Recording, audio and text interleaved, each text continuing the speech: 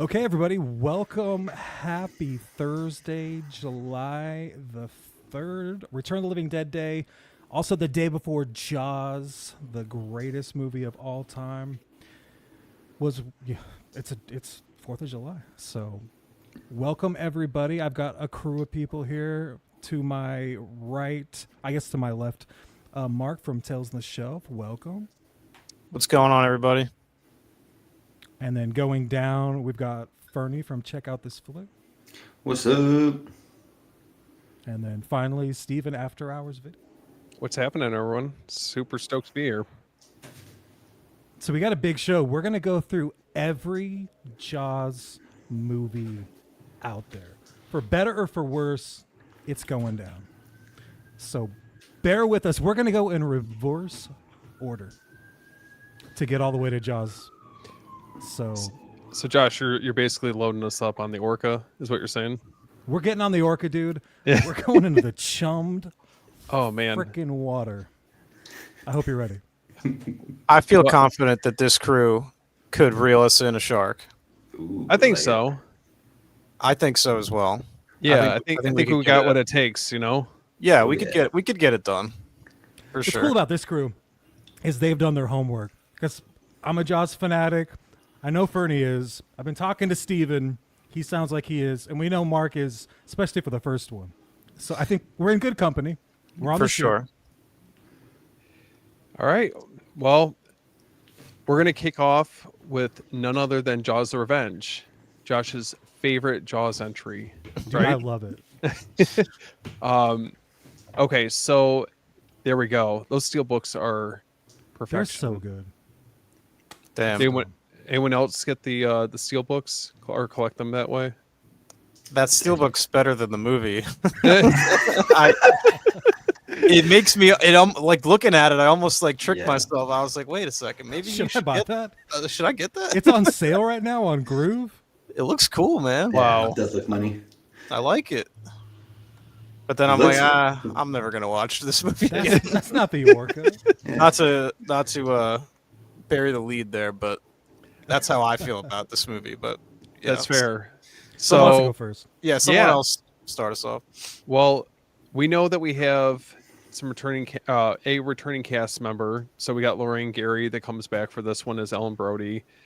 She last appeared in Jaws 2, and then we have Lance Guest. So he is playing Michael Brody in this film. And I know that they kind of alternated between a couple different actors over the course of the franchise.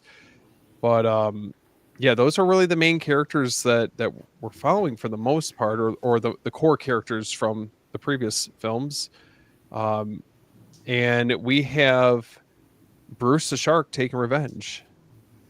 Bruce 4. Yeah, it's personal. This time, it's personal. Man, So when did you guys find this movie? How did it find you, I should say?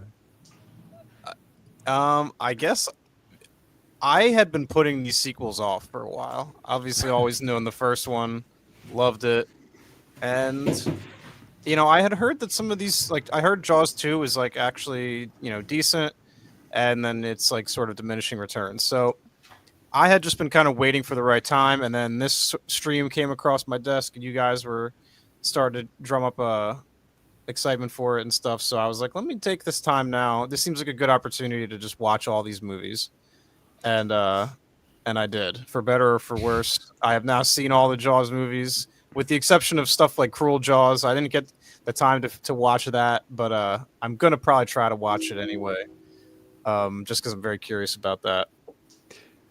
So that's how I found Jaws 4 and 2 and 3 and everything. Bernie, what about you? How did you Yeah. first find out about this gem? The Revenge, I remember watching bits and pieces growing up. Never owned it or anything like that, but I had two uncles that worked at video stores growing up, and Nice. I would watch some of it every now and again. I guess I didn't know at the time that it was the last movie, but yeah, that's pretty much how I watched 2, 3, and Revenge was all that way, like bits and pieces here and there, and then I didn't fully watch them geez, until like maybe my early 20s or so. And yeah, Revenge, I probably only seen like twice before I rewatched it with Josh last weekend. And We had before a that, good it was time. like, yeah, it was a really fun time. It made me appreciate the movie a lot more because it was like good company. We were making fun Yeah. of it, being jolly with it. So That's what I should have yeah, done. I should have watched it like with someone and like ripped it apart. That like because I'm sitting there trying to watch it like it's actually like a real movie. yeah, I think that's what I was doing wrong. for sure. It's definitely not Jurassic Park, that's for sure. Yeah. Josh, They what do about get- you? How did you first find out about this movie, or, Oh, or God. when did you first watch gotta- it? How much time do I have? Oh Jesus. boy. So I found Jaws 4. I rented this out of sequence. I want to say it had to be 91. I was probably 8. So up in Olympia, the Seattle area, they had this video update store. And Jaws the Revenge had a sick cover where it's like the shark, coming at, she's like fighting it. And that poster was everywhere in the 90s. So I rented it with my cousin who was 2 years older, and I watched it incessantly on a loop. That intro where dude's on the boat getting his arm ripped off, I watched that so many times, over and over and over and over and over again. And I thought the banana boat was a really cool effect. I thought this was a good movie. I didn't know anything bad about it till I grew up. And I watched when I was like 14. I was like, oh, the shark makes noises. All right. Damn It it. roars. I didn't even notice. I was just like, maybe that's the sound of the charge. I didn't even pick up on it when I was like 8. I thought it was so badass. As far as the attacks, the dream sequences when she's like, Lorraine Gary's character's like swimming out to the ocean. For whatever reason, she's just swimming in her dreams. Her psychic link. Dude. I just there was don't some- understand. yeah. I don't understand how we arrived at this point. Like the jump in logic from 3 to 4 is so vast. Like what did they not think that people were gonna push back on some of these ideas? Like it's like so far removed from reality. Like as far like there's just no chance. Like it's you know what I mean. Like, the whole thing just baffles me. You know, You can't even blame the cast though, because I feel like the cast for the most part is pretty stacked, as far as Yeah. talent goes. But Michael Guest is great. they Yeah. all do good, and the problem is, I think, is they're playing it so straight. Like they're acting like what is happening is so believable, or like based in any sort of reality, and I think that makes it worse for me. Like the Has fact anybody that- read the novelization? No. There's a voodoo like subplot that never made what? into the movie. I heard about So that. Oh my Basically, god. there was like drug dealing down in the Bahamas. Dude got mad at the Brody family. Somehow knew there was a shark up in Amity. Had the shark come down. It's a whole thing. Wasn't there mafia connections too? The mafia connection. Oh well. That actually sounds kind of interesting for like I don't know. I think that's the other thing is it's like it's not explained well. Like No. there's just this inexplicable psychic link Yeah. between her and this shark. And it's like I guess if you had maybe done some more of that work to maybe establish it, like I could buy into a voodoo subplot. We've all watched Child's Play. Like I don't I have Yes. no I have It's no not a stretch. yeah, it's less of a stretch for the fourth entry in a franchise for me at that point. Even if you lazily explain it, at least you explained it. The current form of the movie, it doesn't really do that. So Maybe it was like an 80s trend because Friday the 13th has the psychic connection to the killer. Yeah. Halloween kind of does the same thing. So Jaws is like, we're doing it. yeah, that's a good point too. This was 87, so like slashers were kind of out of the glory days of the slasher. They're still obviously great, but like I think early 80s is really the golden era. So like at this point they were doing everything. So when did Halloween 5 come out? Right, like that would have Yeah. was that 89? So this might even be before. Yeah, 89. Yeah. Yeah, so they actually were ahead of the curve on that. But yeah, it's just interesting thing about where movies were at when this came out to help kind of explain it a little more, I just felt like I don't know, there was just certain scenes that kind of took me out of it with the acting. It just seemed so over the top, especially when Josh, you were talking about like the banana boat and Michael Brody's wife goes out there and she's just screaming hysterically. And I was like, what? What are you so mad at? Like, what is like this reaction just seems so over the top. Like, I understand that your daughter's in jeopardy, but I don't know. It was That rivals one of overacted. the coolest Jaws attacks ever, though. Like when he chomps down on the lady and she falls back on the boat and the blood Yeah. splatters. It's top tier Jaws attack. Oh, for sure. When that moment happens, I like woke up from the nap that the movie was putting me in. Like I was like, "Oh shit! All right, like this is what we needed more of, if anything." Because the whole movie, it's like it's very boring. Like I tried to give it as much of a chance as I could. Like I said, I was probably being too critical, comparing it more to the original, which was probably like not the way to go about it. But yeah, that moment is like a highlight for me. What about the opening scene? The opening is good too. That feels like an actual horror film. Like it's so, like it's like a kind of that classic like thing where like the victim is screaming out but no one can hear him. I think of like So good. I know what you did last summer, right? When she's Yep. like running through the alley and stuff like that. That actually was like, okay, like this seems like they're actually trying to be like a slasher, maybe a silly one, but a slasher nonetheless. And then the rest of the movie is like, I don't know, it's very depressing and kind of a bummer. What's up, Steven? It was just kind of a like, bummer. it was just kind of bumming me out, like, because she's so depressed and they're like in the Bahamas still, and like she's still managing to be just very distressed the whole time. I don't know. I just felt bad for her the whole movie. Yeah. The Oh, this- opening scene just felt like it was out of like a dream sequence. The way that it plays out is so strange, and With the Christmas music on. Yeah. Right, yeah. Yeah, like reminded me of Black Christmas too, like when the carolers are caroling outside. Yeah.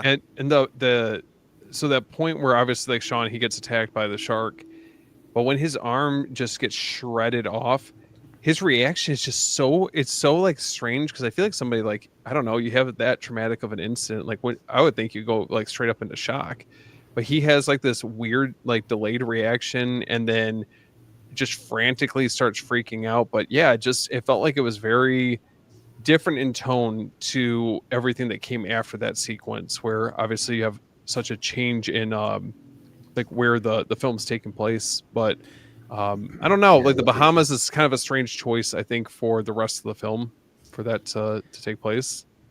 And I was doing some research, and apparently that was like the shark would work better in warm waters. They could film it from where they could actually sink the little whatever, so the shark can actually rise up.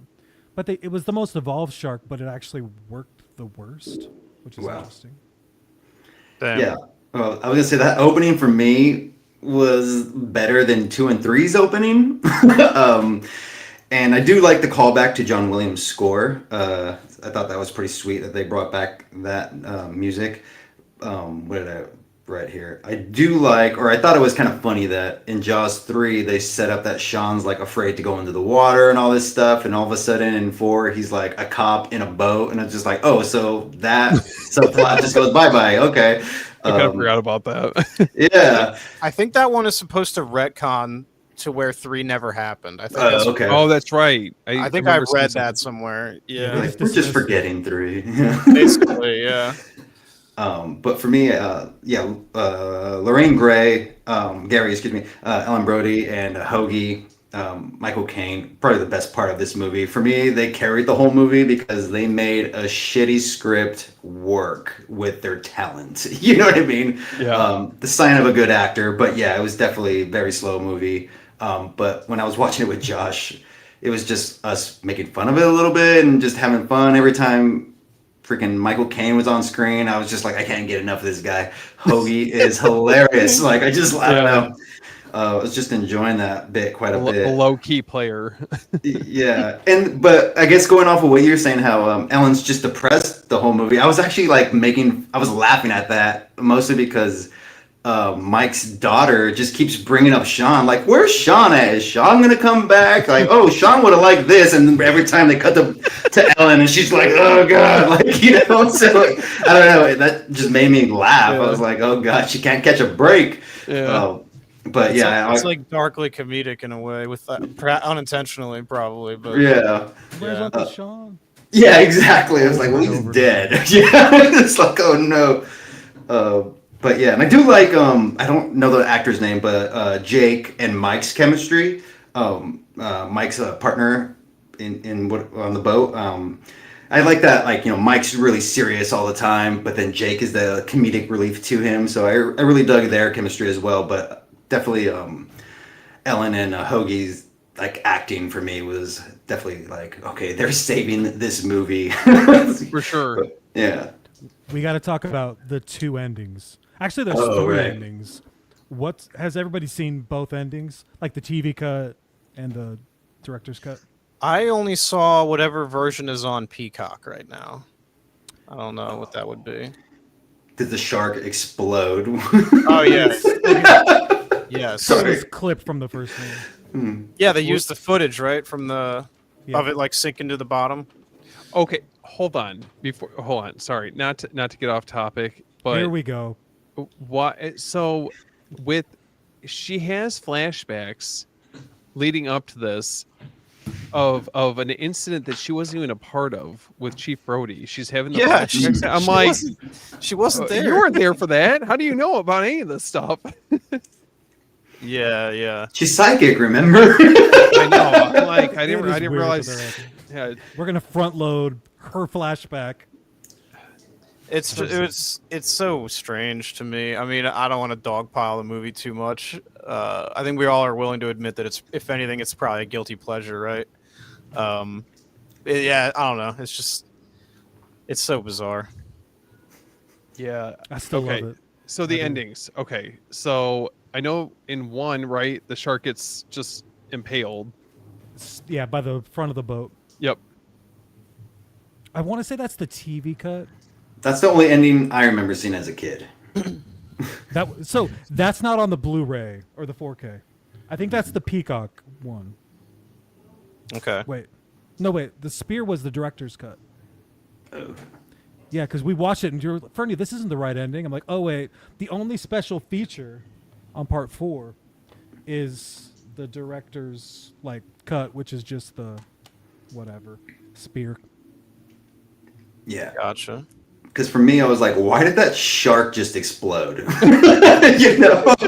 But then I was like, wait a minute. 40 years the same way. Yeah. Then I was like, Josh, isn't there another ending or something? Because I remember it just gets stabbed and then it like Yeah. breaks off and falls into the depths. Isn't it? I don't know which ending it is where it, for like a split second, you see the shark, but it looks like the effects are just like next to none. The way that the shark, whatever shark like double that they used for the impaling scene, it looks fucking terrible. It looks like someone was like trying to film it in their bathtub or some shit. That's the thing. That's a literal thing.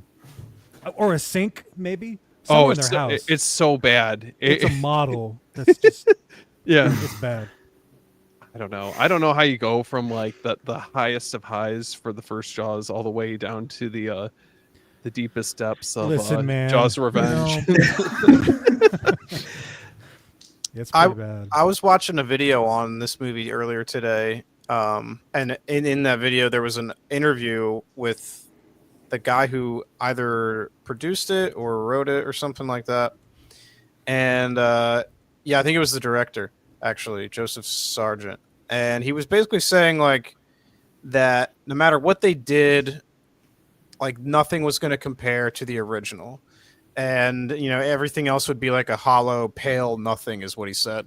And I was like yelling at my screen. I'm like, then why make it? Why make the movie? Like, what is the point? If you're going to like, if from inception, you know that this is all inherently not good. Like, that to me was like, well, I feel like you've answered your own question here. Like, And this isn't like Morgan Creek Studios. This is Universal. yeah. I think this one barely broke even at the box office. And then they were like, all right, we got to stop. We're done here. I think we've had fun here. Let's make a video game. No big deal. It is interesting though that we've never like they were so gung ho about Jaws sequels back then, and then now the idea of it is like taboo almost. Like if they was announced to like today, I don't think that people would respond well at all to it. Well, wasn't Steven Spielberg like very adamant about not doing any more like sequels or any type of reboot because he felt like it would tarnish the legacy of the Jaws He started films? feeling that way around 3. Okay. Yeah, He was that's what threatened to makes. leave. I'm like, okay, well that makes sense, but like, there's already 3 really bad sequels, so it's not like it's this unholy or this holy thing that can't be touched or anything. You know, they've already done it 3 times, so if anything, like they could probably do something now and have it be worthwhile. You know, Gun to your head though. 0% on Rotten Tomatoes. Is that fair? I think that's kind of harsh. I mean, is it? no, It's not. It's not a masterpiece by any means, but like if you just kind of, I don't know, kind of like don't really think about it too much and just take it for what it is. I don't think it's.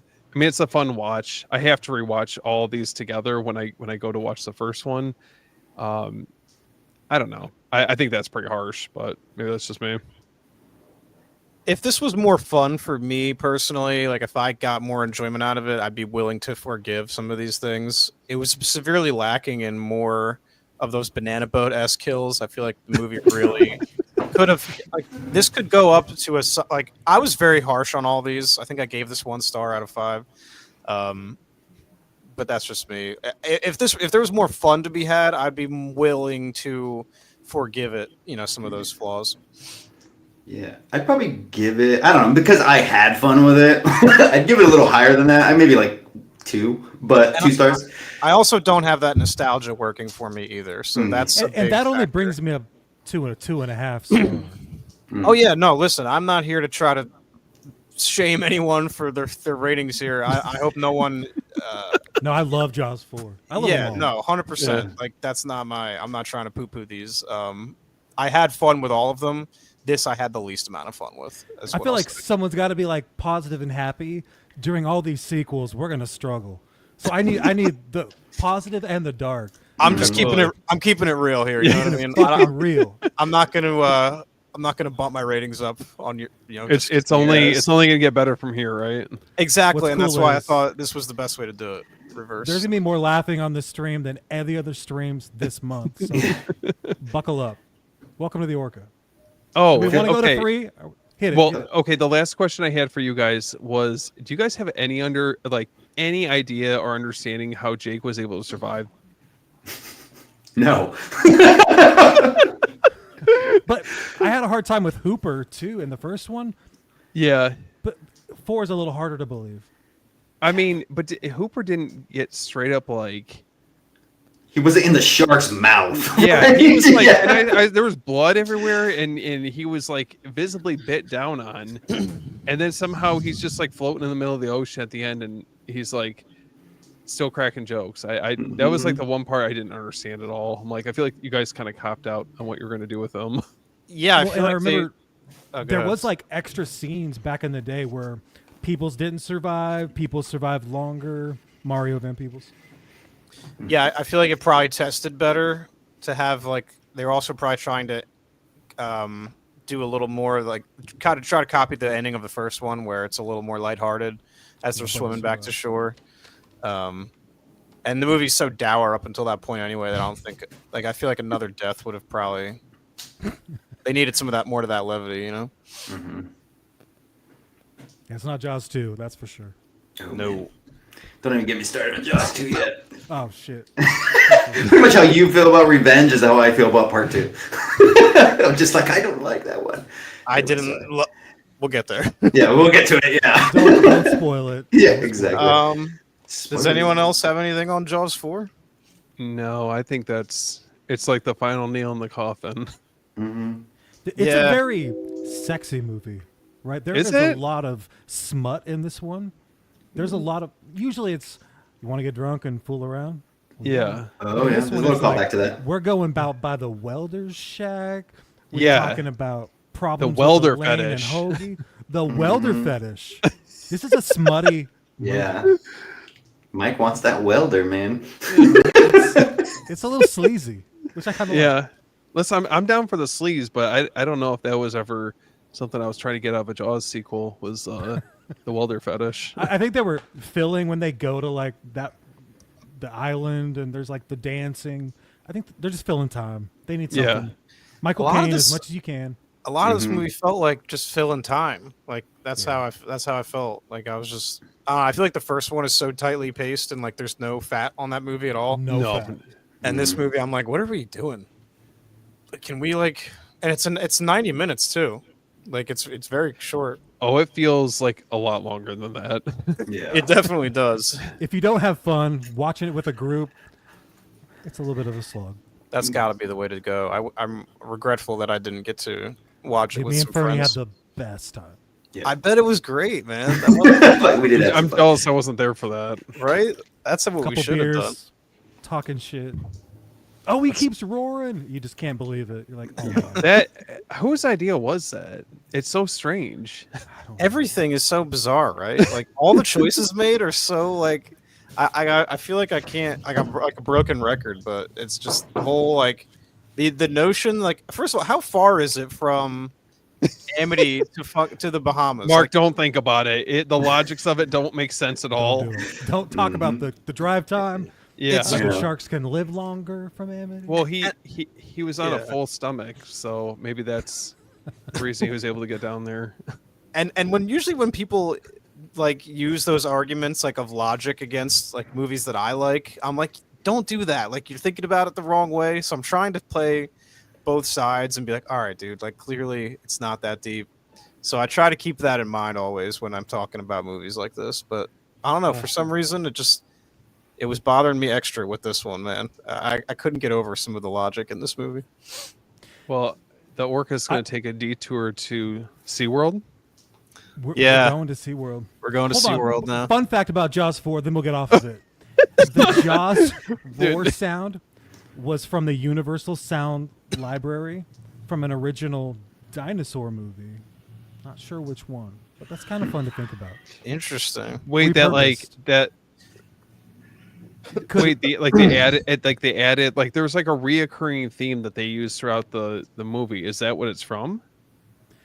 I don't know. It just says that the Universal Monster Library, the dinosaur sound was used multiple times. Sure was. Oh boy.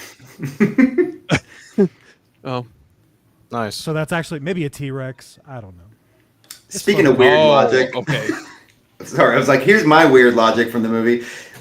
When after they land the plane in the water, Hoagie's like, go and swim to the boat. I'll stay here and keep the shark busy. And then Jake goes, I literally had to write this down because I was like, what the hell does that even mean? He said, the shark's attracted to the electromagnetic impulse in the metal on the plane. And I was like, what the fuck does that even mean? Like, you know what I mean? Dude, Then like a moment later, the shark pops out and starts eating the plane. I was like, all right, whatever. I do not remember that part. I rewound it like 4 times. Like, what did he just say? Sorry, yeah. Attacks the helicopter. Yeah.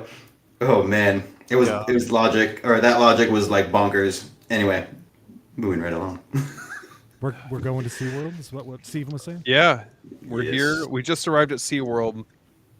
What memories do you guys have with Jaws 3? Hopefully, you guys have very fond memories when it comes to this film, at least. Let's go with Fernie. He's almost my age, which is Yeah.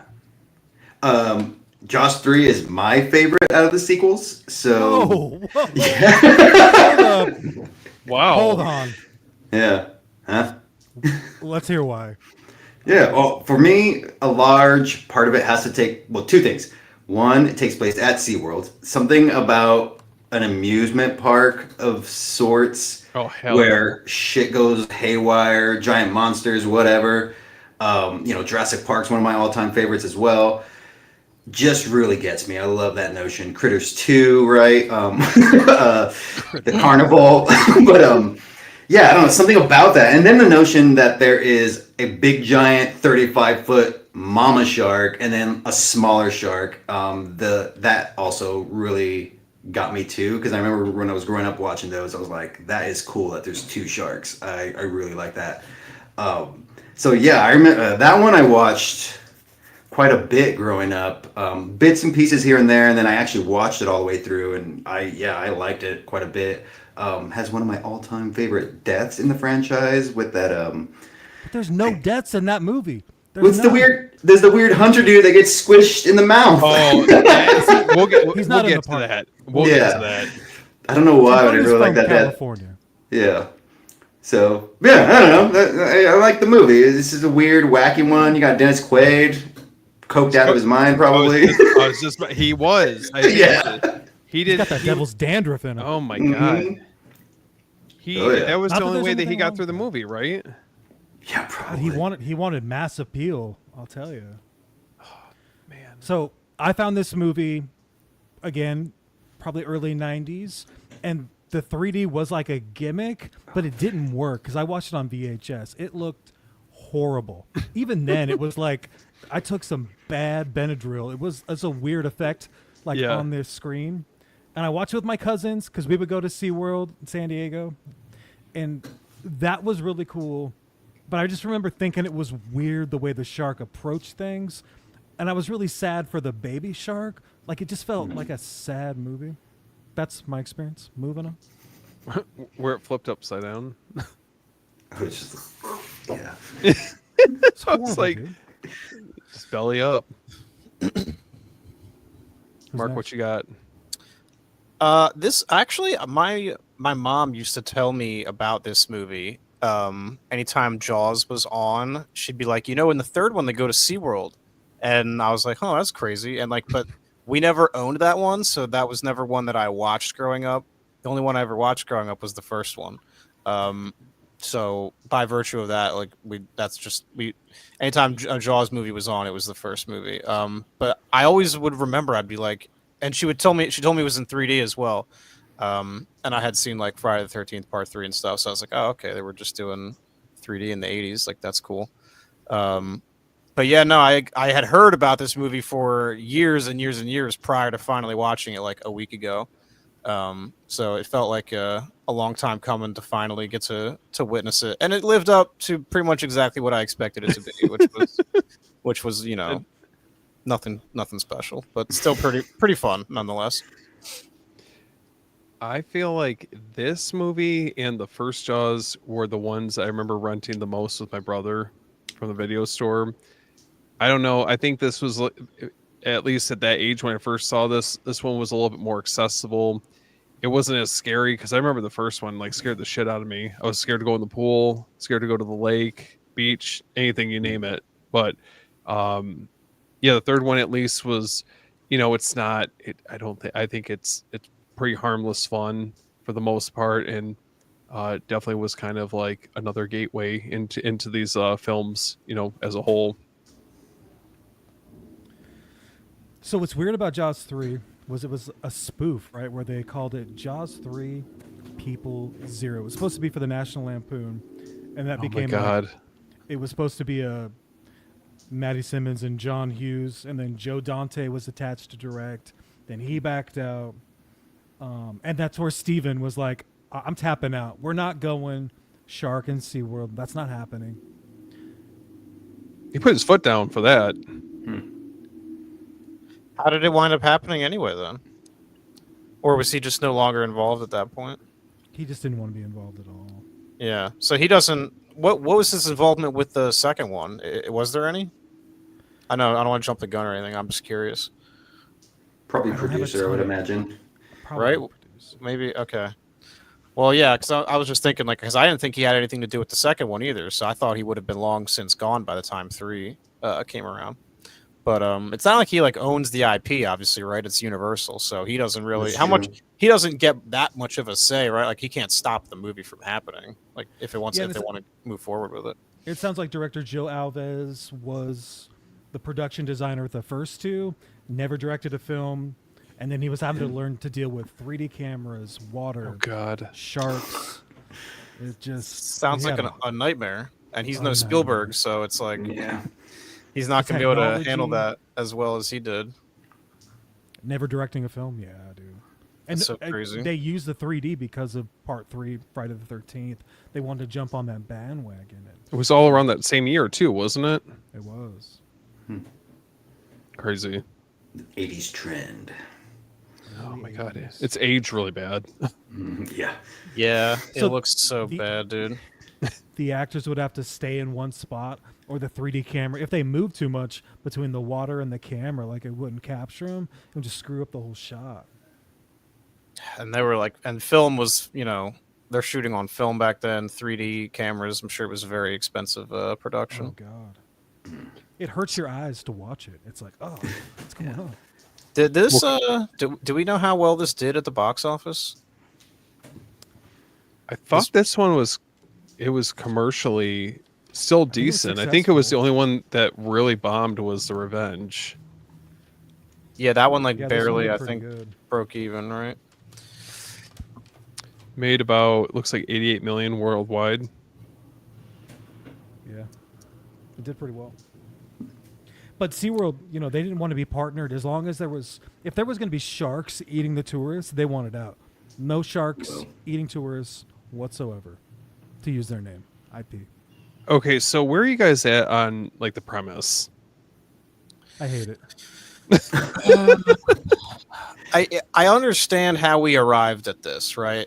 Jaws 2, not to get too far ahead, but Jaws 2, they essentially just run it back. They change a few things, but they just kind of run it back. So I can understand the creative thought process of, all right, what's something unique we can bring to this? It doesn't take long to arrive at something like SeaWorld, right? And I even think that the way that they, as for as crazy as this sounds, like I think the way that they are able to work that into the plot actually isn't that poorly done. I think it actually does like kind of work in that sense, but that's we'll talk about that in a minute.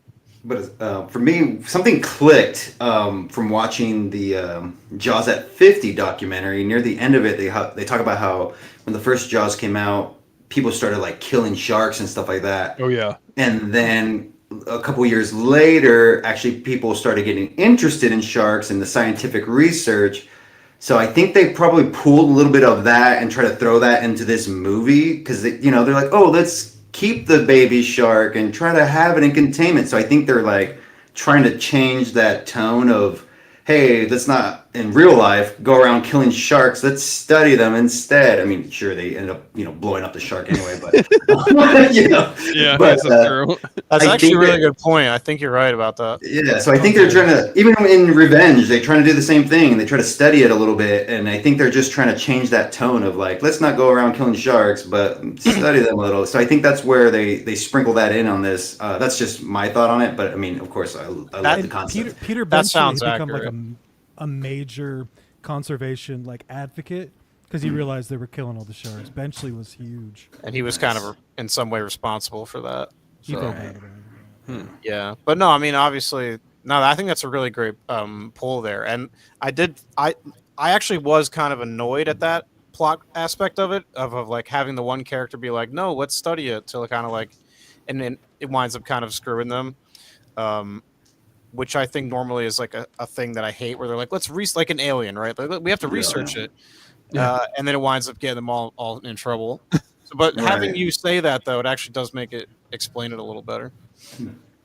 It clicked last night when I was watching Revenge. I was like, oh, right. I think I understand what they were trying to do here. Because I was having issues with Revenge. Like, why the hell are they trying to study this shark? Like, come on, man.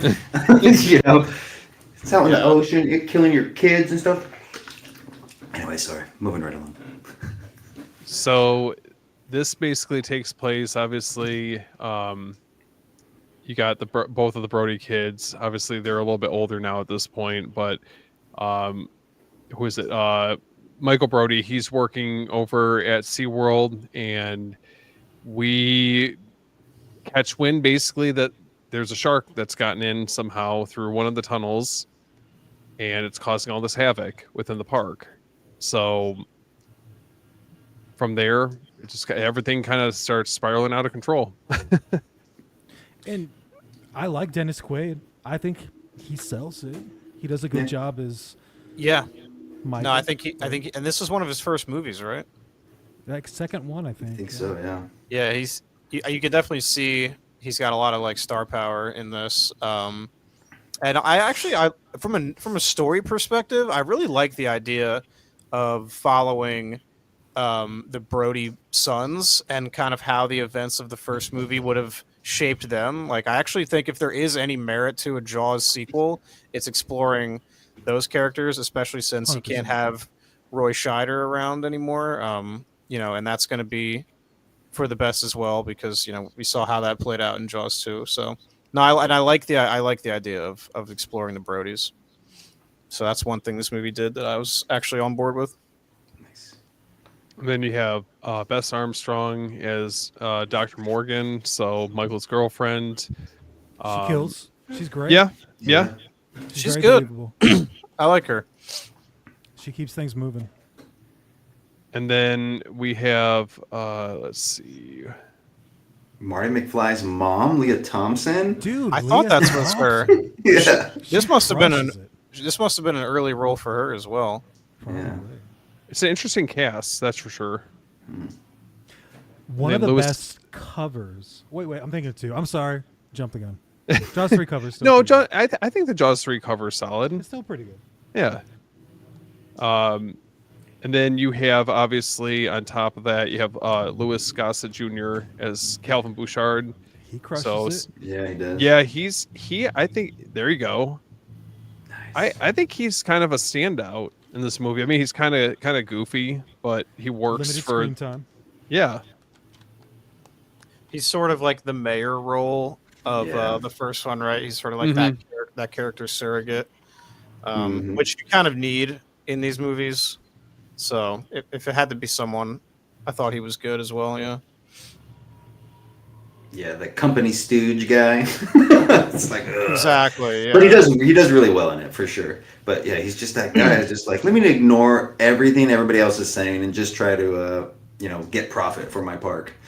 What do you think about the guy that comes in and wants to record and kind of bully and go Philip. underwater? And yeah, Philip. He's a wanker in my opinion. I was glad when he dies. That's what I'm saying. When he gets crushed to death, I'm like, yes. His death. Oh, the British, like the guy with the accent. Yeah. He Yeah. just ignores everything.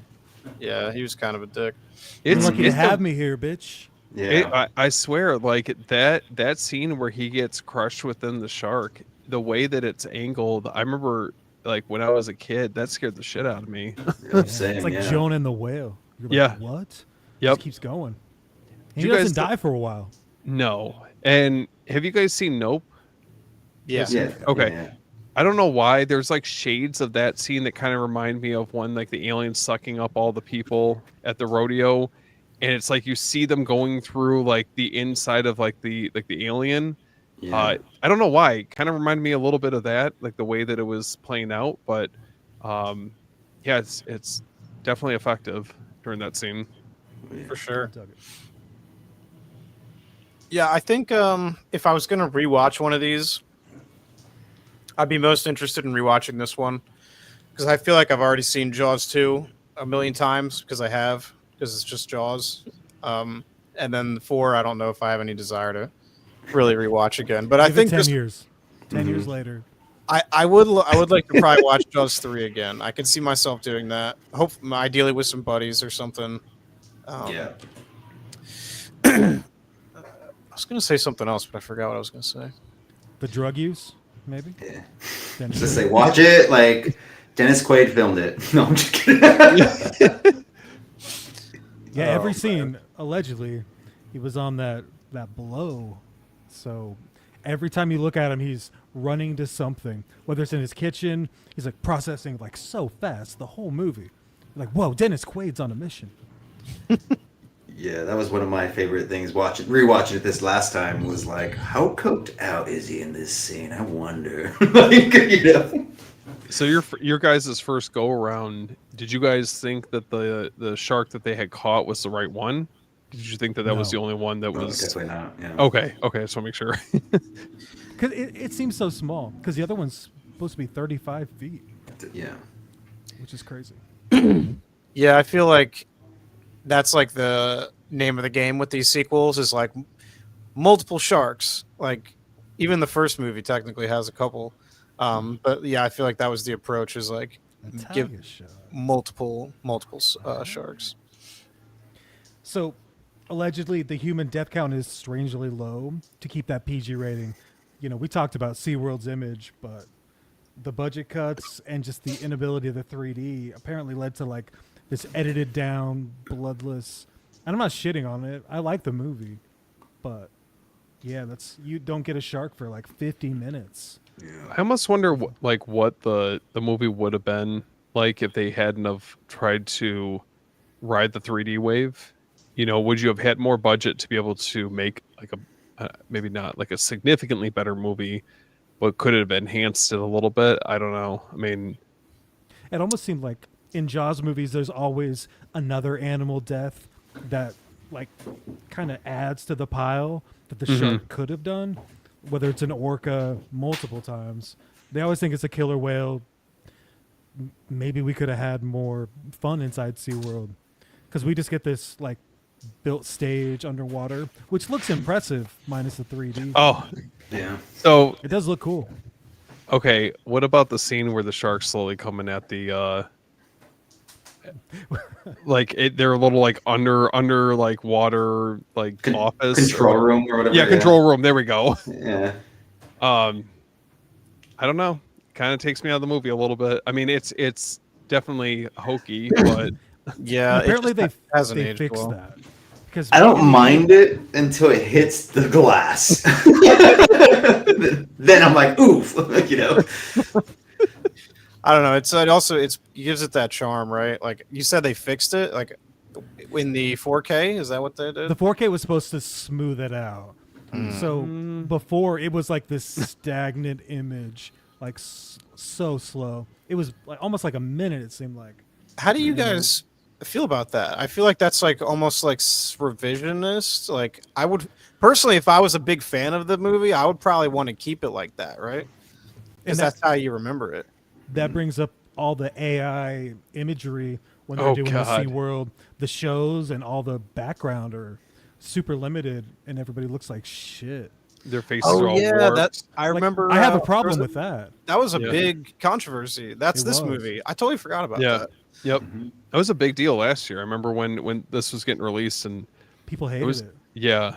Well, the faces just look like it's like nightmare fuel. If you It's really like look at it. NES side screen. Oh, it's God. so strange. Look at you got to look up images. If they're there's bad. Josh, is there any way to like share an Yeah. image? Okay. Yeah, because I have Dude, no there's- idea what you guys are talking about. Oh, there's some. Oh, dude, Bernie, I'm you're not gonna be sleeping tonight. I'm Oh, looking God. at it right It's now. bad. Okay, I'll save this guy here.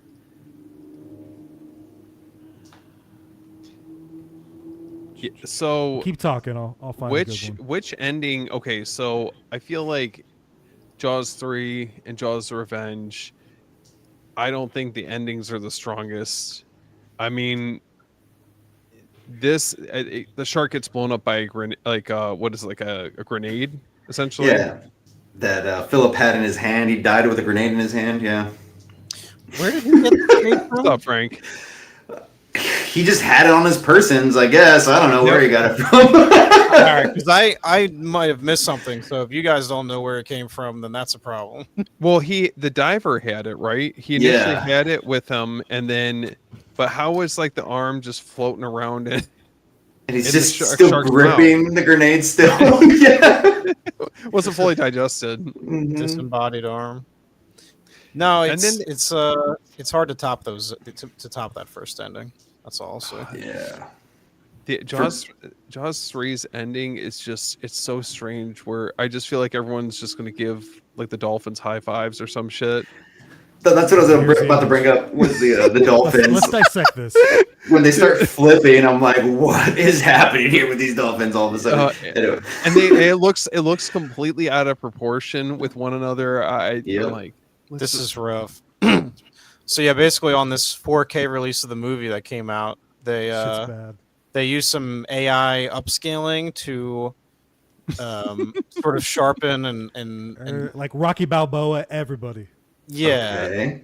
and Respect. it had some negative effects on the people in Oh the my God. background. And this is what you got here. Are there other shots? There may be. I'm not Let sure, me see if I can find another one here. Oh my gosh, my stomach That's hurts so now. bad. but Stomach. yeah. controversial to say the least. That's the main one that pops up. Yeah, I think that's the one most people were really giving There's the another movie. one. This or- one's pretty freaky. Hold up. Let's see. I'm like, you guys are looking at things, and I have no idea how you're seeing it. Can It's- you see that guys- showing up there? No, not on mine. Or I don't know. I don't Oh, see okay.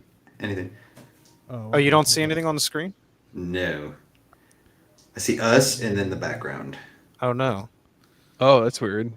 Yeah, that is strange. Yeah, so it's basically horrifying 3D effects of this girl with the worst mullet in the front. The worst mullet. It's Oh, kind of wow. awesome. Okay, I just looked it up online. Yeah. Oh crap. I They have weird eyes and stuff. Oh boy. one of the faces I actually have is my Reddit thumbnail icon. Nice. See if I can find this. Hold on. How do I stop? Oh my presenting? god, it's so bad. It's But then bad. again, I mean, you're not going off of much to begin with. So I think that's like, I think how they filmed it, I don't think did this any favors like when they were upscaling it to 4K. Oops. Yeah, I feel like they could have just left it alone. I don't know why they had to do that. Or They're all paying attention to the crowd. Yeah. right? Like, how did no one catch that? Or did they just not care? Or did they think no one else would catch it? I don't know. Probably. Very strange. Yeah, I will say though, Jaws the Revenge, the 4K actually looked really nice. Yeah, I would agree as well. The streams I watched looked pretty crisp, actually. I wonder if they were like the same, transfers Yeah. on Peacock. I don't know what they have on Peacock. I feel like those are probably the newest ones. Yeah, I would hope so. Yeah. Otherwise, they like, look good. what's the point of having or paying for these streamers? You know?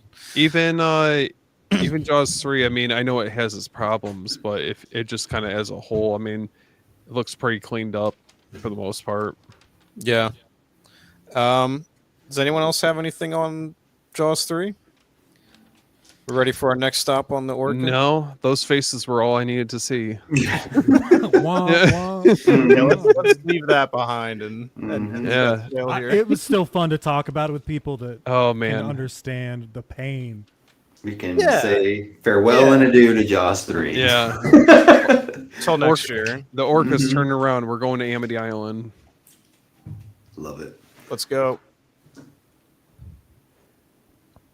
All right. Well, 1978. yeah. What's up, Steven? Hold on. 78. So, Good year.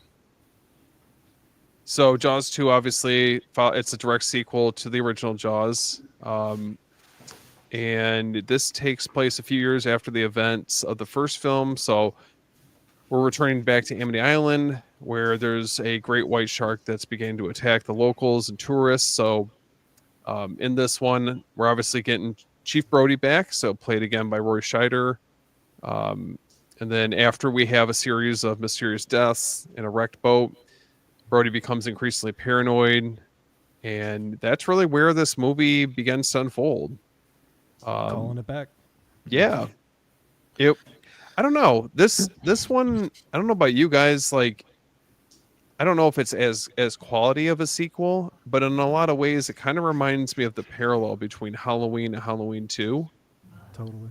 With I could see for a lot of people maybe watching these back to back as a double feature just because they're so close to one another and it still Same has that same characters. feel, you know?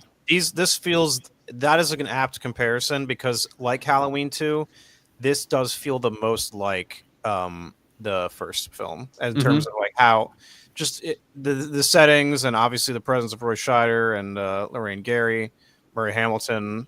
It does have the most connective tissue where 3 and 4 do feel, despite having the same characters, they're obviously recast with the Brodies and stuff, the Brody boys. Yeah, this one does feel, and that's probably the best thing it has going for it. Now, did you guys? I don't know. I mean, we are obviously already talked about 3 and 4. Would you guys have wanted to see Roy Scheider come back for any of those? I don't think it would have helped, honestly. I think it would have just, I don't know. I think they tried it here and they realized very quickly that while it's a nice addition, it's not enough to like save the movie. At least for Mhm. me. Without the director. Yeah. I was gonna say he didn't even want to be in this movie, right? If I recall correctly. He No, yeah, he was threatened to contractually leave. obligated. Yeah. Yeah, he made 1 and 2 become 3 movies to get out of his deal. Whoa. Yeah. Damn. So, If he was in the other ones, I don't know. Maybe it would have been kind of cool to have a small cameo, but I don't know. Those stories were pretty bad. But Callbacks and part forwards. 2 for me is still worse than part 3 and 4. So I don't know. I had issues with 2. It sucks that they wrote him off or wrote his character out the way that they did. I don't know what's worse, like the way that they wrote him out with like the heart attack, or just having like a cameo, like you said, at the end would be kind of cool, as like a little wink before the credits roll. That I could maybe see something like that, because then it would be the best of both worlds, right? Like he wouldn't have to be, he'd show up for a day, Yeah. right? Yeah. He'd probably prefer that, but I don't know, what was man. that? He was doing shows too in the 90s. Was it Sequest? Oh, He was on Sequest. that deep sea show. He was I still never, doing I never seen that show. Sequest Interesting. rocks, man. Yeah, he was like a captain of this crazy submarine. Yeah. Yeah, Explore. That sounds total. badass. It was Sequest. Yeah, check it out. Fun fact. 93. Yeah, that was like the year I was born, so I missed that one. My mom So liked this- it. That's how I watched it. It was on USA Network on repeat. All the This time. shit looks cool though, man. I love the. Pretty Oh, fun. is this Michael Ironside? Yeah. All right, I'm into it. I don't know how many seasons it was. I forget, but it wasn't That's that cool, bad. man. Shows were better back then, but that's Dude, I love another. That's another stream. Yeah, right. We're like getting on this side tangent about Sequest. I just like when I think of Roy Scheider, I think Sequest, like almost more than Jaws. 3 seasons. Really? Wow. This looks cool. Dude, Some yeah. The I think my biggest issue with this movie, and I didn't realize it until tonight, right before the show, I rewatched the first movie, which was a good way to wash down the other 3. Wait, Ted But- Raimi was in it? In Oh, Sequest? all right. Sorry, I just it kind of took me No, aback dude. for a sec. My bad. You're- Okay, sorry. No, you're good. You're good, dude. I was just Jonathan like, Brandis. I didn't realize Oh. what you. I thought you meant he was in. Post-Sidekicks? Oh no. I thought you meant Ted Raimi was in Jaws 2 for a second. No, he was in Sequest. Anyway, what I was saying was one of the best things about the first movie is the chemistry between Robert Shaw, Richard Dreyfuss, and Roy Scheider. And in this movie, it's just Roy Scheider, and then you really start to realize how sorely missed those other 2 Mhm. pieces of that triangle are, because really here he has no one interesting to bounce off of. And it's like those 3 characters are such the core pillars of that first movie, and it like Trinity. makes it work so well. And here it's like, and I didn't realize it until after I rewatched. So I watched Jaws 2 and then Jaws 1 in that order. Oh, And then I was like, oh, like that's what makes this so much worse is because it's just Roy, and he's really good. Obviously he's a world-class actor, but he needed those other 2 people to bounce off of. That's Would kind you- of what makes it the Halloween 2 like a slasher movie. yeah. There's so much more death, so much more bloodshed in Jaws 2. It's It's just bigger, more like explosive. The ton. finale feels more epic. Literally. Yeah. It's a It really is. slasher. It kind of is. You know how like Alien and Aliens is like more. Aliens is more action. T2 is more action. This kind of follows that model. I'm sure. Yeah. See, for me, like I feel like they tried to make it that way, and then that made the script suffer. Because when I was watching it, it just felt like there was no stakes. Like I didn't care for any of the characters, except for Brody. But even then, it was just kind of like, oh well, it's like you were saying, it's just him. So there's nothing to really go off of. There are some cool little heartwarming moments between him and the wife. They do make a callback to like, you want to mess around and get drunk and mess around at the beginning of the movie. But then you get to the teens. And it makes it like a slasher. They just felt like they were all disposable. You don't care for any of them. I mean, 90% of them live anyway, but I hated all the teen characters. Yeah, I wanted them to die. I wanted like a handful of them more to die, and it's like, well, that didn't happen. But I don't know. I just felt like there was no stakes. Like by the end of the movie, I didn't care about any of the characters. I realized last time I was watching, I was like, Yeah, So- I'm watching Brody save all these kids, and I'm like, what are you wasting your time for, dude? Like these Right. guys, Yeah, kid. like I didn't care if he saved them or not. Like it was, but I got yeah. So apparently, Janai Schwartz, however you say his name, I can't. this. But What is first it, it was- French or something? Yeah. First, it was the dude that made Let's Scare Jessica to the Death. Oh, And that's right. then They brought in the new dude, and he was like, hey, let's shoot all the action scenes. That'll buy us more time to rewrite the script, which was cool. Carl Gottlieb got to come back. He was the newspaper reporter in the first one. There's a lot of fun facts about this one, but apparently that director thought that all of the kind of boat stake scenes would be cool, kind of like how they did a American Graffiti, where kids were driving the strip.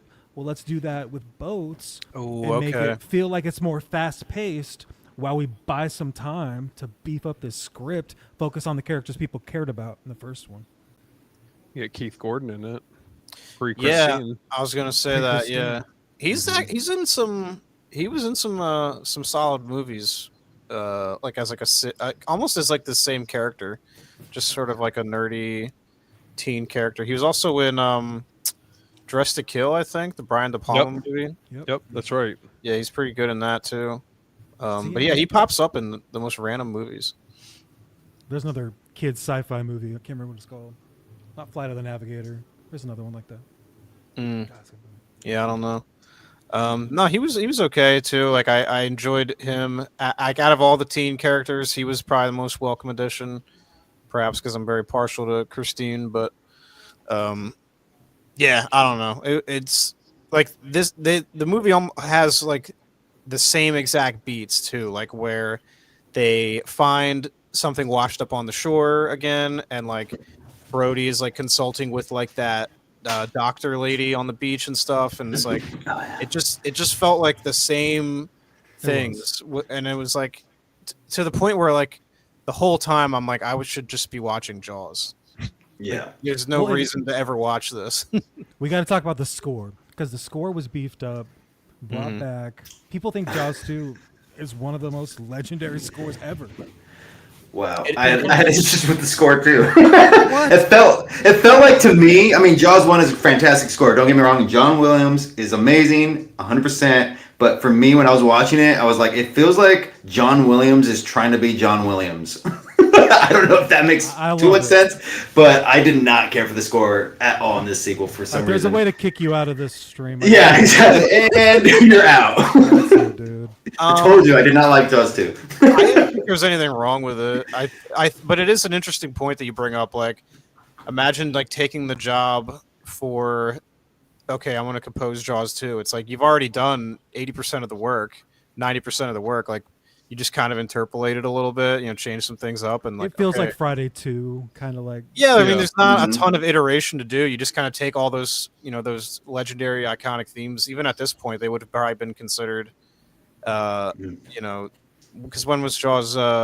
Jaws the original? That was 75. 75, 75, right? Yeah. So even 3 years later, I'm sure this was like, done. Like people were already doing that. I would assume. Oh, for sure. So yeah, I don't know. Must have been an easy gig for John Williams.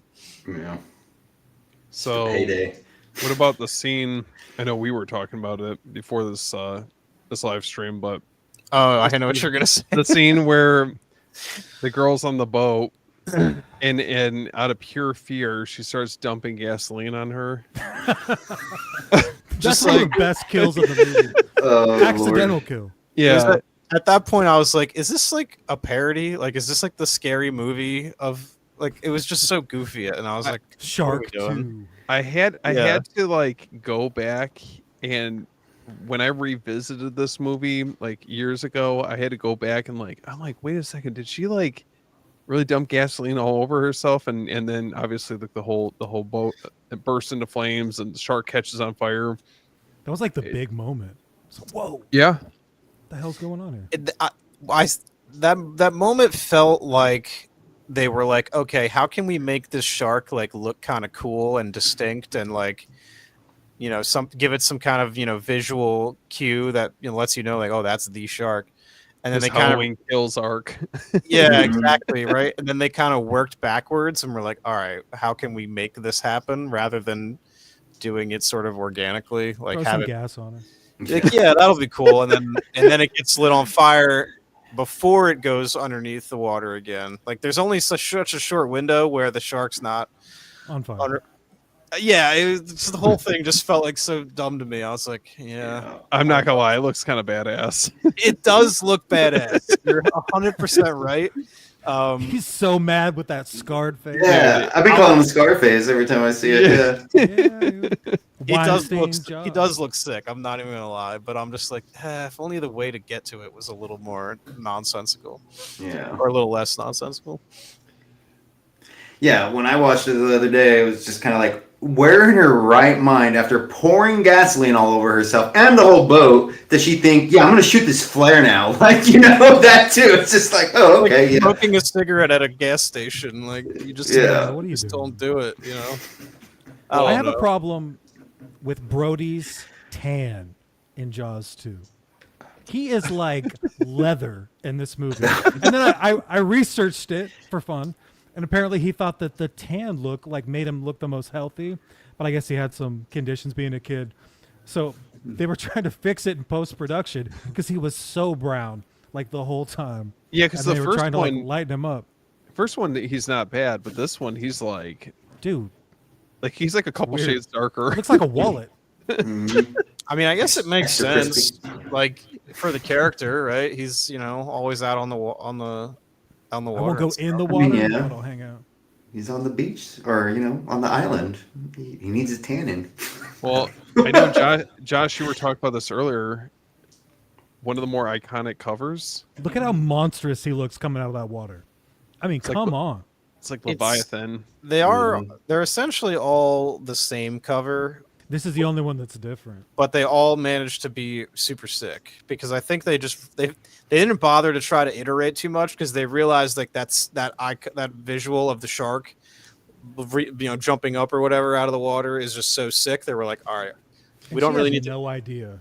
We don't have to change much. Leviathan.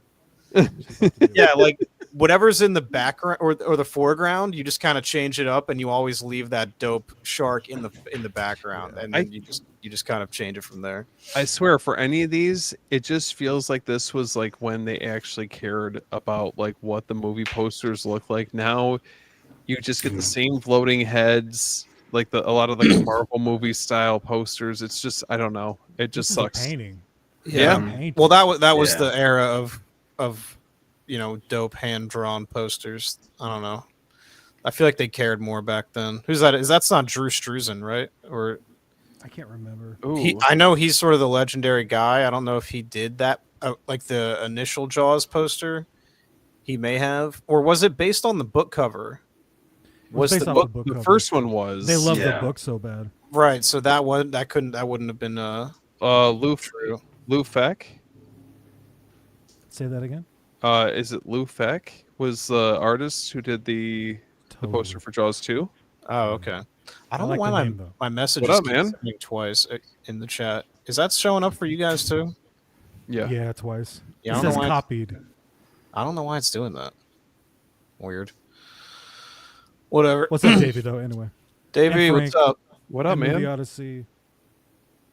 What's up, guys? Thanks for joining us. Yeah. We're on Jaws 2.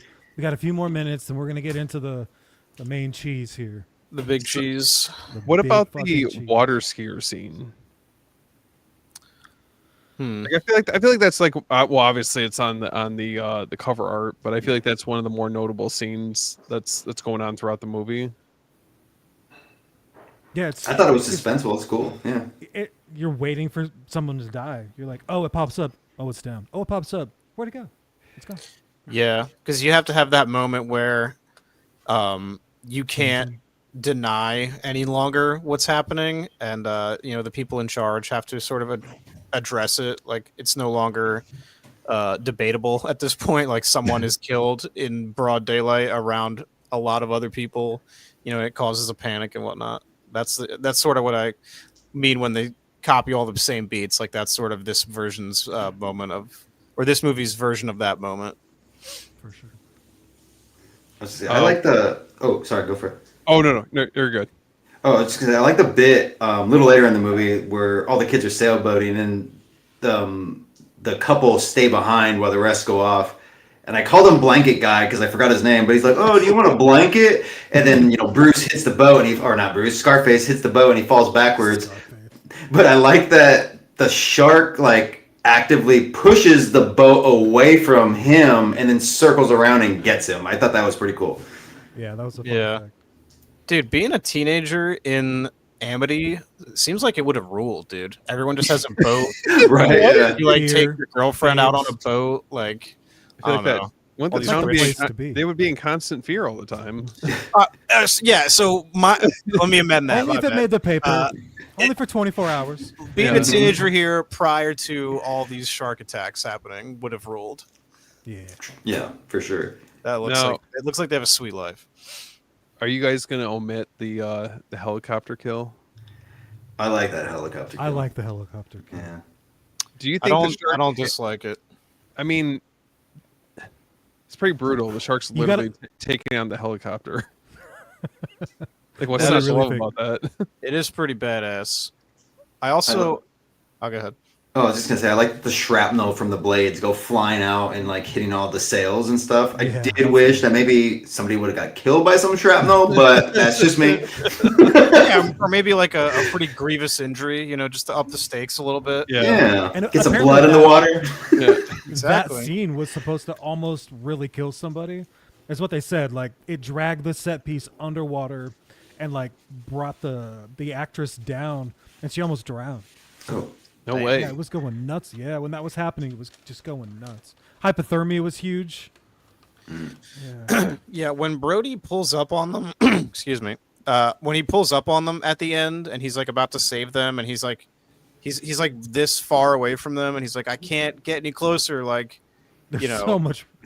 and I'm like, God damn it! This is when the fucking shark is gonna pull up, and it was pissing me off because it happened, it was so telegraphed, and I was like, God, if he couldn't have only just gotten a little bit closer, and then get them all in the boat, I don't know, that part bothered me. I love the fact that through and through this movie just has such heavy slasher vibes to it. I think that's why It out of does. any of the sequels, I like this one. I know we're all kind of our own rankings, but I think that's why I like this one the most. It's just because it feels very similar in tone, and I don't know, amps up those slasher vibes with this one. Yeah, I think it was a big battle with. Sorry, go ahead. No, go ahead. You go ahead. I was just talking about the slasher vibe and the tone. The studio, they had to cut a bunch of the blood and some of the kills to keep it PG because apparently this is one of the more slash forward kill explosions sequels. But yeah, the studio was really having a hard time not hitting the R. I would love to see an uncut version. Oh, yeah. What it look like. That'd be sweet. Yeah, I was just gonna say that anyone who told me that any of these movies was their second favorite, I wouldn't be there's no clear answer here, right? They're all kind of some people like the weirdness of 4, there's the 3 has a certain charm, and then 2, like we're talking about right now, has the most shared DNA with the first. So I could see either one of these 3 being someone's second favorite. I just wanted to explore Brody's house. When he pulls up to his place, I think he gets fired. There's beer cans outside his blazer or whatever. And he pulls up and the flower bed is the water The barrel. Yeah. And I'm like, that's such a cool touch. And going down his hallways and exploring the living room. I love being back in that house. And I the cor- totally not the missed cor- that. Yeah. I made a note of it too. The barrel Wait, there. the barrel that they swim home with at the Yeah. end. Yeah, Is the he- yellow is- barrel. Implicit as a flower pot. Yeah, it's Dude. right by his door. That's a nice little touch. I didn't even Yeah. notice that. That's fucking. I cool. wrote it down. I was like, I got to talk about that. Yeah, same. I do like this. That's probably one of the things I do like about part 2 is that they have those small little callbacks to the first one. But for me, it's still not enough to be it's my favorite of the sequels. Do you guys think that it would have worked if Richard Dreyfuss came back for the sequel? I think that would have helped. I think it definitely But- would have gone a long way, for sure. Maybe have like But- a tribute to Quint or something like that. You know, where A like tribute to they share a beer or something and have like a quick that would be moment awesome. where they talk about him. That'd be cool. But in the book, there's the affair and Brody's Oh, wife, that's and right. Oh, He right. probably wouldn't have wanted to share much more time once he found out. He probably wanted to die in the water. Really. So, Josh, have you read the book or Oh, yeah. either any of the? Okay, so I got a story how- about that. Okay, Saving so how is that different, like with the book compared to what we ended up getting for the film, for this one at least? Or are there things that you recall about the From differences? part for the first one. Oh no, for two. I don't have the book for part 2. I was talking about the first one. Oh, So there's an okay. affair in the first one. Okay, Brody and Hooper are not close. interesting. Yeah, it's a weird subplot. I read the book as well, and it's like, what are you doing to my boy Hooper? He's not like this in the movie. You know what I mean? He's would- dark. I- He's dark in that book. Yeah. I would argue that probably. Brody wants to May- kill him. Oh wow. Okay. Well, I would argue that change is probably for the best. Yeah. But the Robert Shaw sharing a beer, singing the song, I would have died. Yeah. Now, what about the ending? What do you guys think about the ending to this one? I like it. With the wire blowing up or electrocuting the shark. Yeah, it's not too shabby. He still burns. He burns again. That seems to be the theme. Seems like a pretty over the top sort of set piece. There's a lot going on. There's a lot of moving parts. He's like multiple Didn't really boats. seem like it caught fire very well. Like, It's not a good last line to kill the shark too. Say ah, I think is what he says as he shoves the thing into its mouth. I was like, oh no, that's not a good last line. Yeah, they were trying to kind of, again, take that that moment of where he says that. What does he say in the first one? Smile, you son of a bitch. Yeah, yeah. So they were like, all right, we got to have something like that again. Yeah, just So. say ah. I was like, no. Like, surely we could have. What do you thought of mean? It something didn't have the better same than that. effect? No, definitely, yeah. It just hit very different. I don't know. I really love the fact that they brought Murray Hamilton back, like Yeah. Vaughn. I thought Mhm. that was a really cool touch because he was so hated. I love that character in the first one. So it was Yeah, kind of cool that he came back and he was trying to reason with Brody, knowing what happened before. That was kind of a cool subplot. Kind of a handsy, the other dude with Brody's wife. Yeah. That was interesting. it was just Yeah. strange that for me it was like we already like for Murray Hamilton to be like skeptical again still was like it was like well like yeah I just felt like creating like tension where it just shouldn't exist naturally. Like normally if this was reality he would probably buy the fact that this is happening again, and it just felt like all right, we're doing this again, you know what I mean? Watching Brody like lose his mind, fake shoot all the revolver. Yeah. It's hard to watch. You're like, come on, man. Yeah. What does he say? He's like, you're telling me I don't know what a shark looks like or something? And it's bluefin. Well, he becomes like Mhm. super paranoid Paranoid, yeah. about everything It's a after hard the. scene. Yeah. That's something I wanted to say about Jaws Revenge is that Ellen has that little bit of a paranoia in that movie throughout it because she's just scared that shark's hunting the family, and I was like, dang, she has a little bit of that paranoia that Brody had in part 2. Anyway, Mhm. It's but I, hereditary. yeah, I do like the paranoia bit for the Brody character, but I don't know. There's not much else there for me, at least character-wise. It makes sense like from as an extension of the character where it's like, all right, well if this was happening again, then he would probably be pretty distressed about it, because it's like it's happening again. I've been through this before, and Oh, PTSD would have been huge. there Yeah. isn't, but that just seems like the obvious place to take it. So, but Yeah. that starts to wear thin after the second time. Mhm. I like that. Was it Hendricks, the deputy? Oh Like, yeah. Steven Spielberg hated him, so they weren't going to hire him. And this new guy was like, "Hey, dude, Hendricks is awesome." So he comes back. It's like the small little roles kind of add a little bit of charm to Jaws 2. That's wild. Yeah. Why did Spielberg not like him? I just think he didn't think it was a good actor. So Oh. in the Jaws 2 documentary on the 4K, they like interview the director, and he talks about how much he liked that deputy's character. It's like, well, Steven didn't like me. He didn't think I was a good actor or something. And Interesting. he got I want brought to in. watch. I want to watch those documentaries.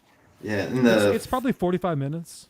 50th anniversary, he's an islander too. So I think he's Yeah, actually I didn't from know that island. Yeah.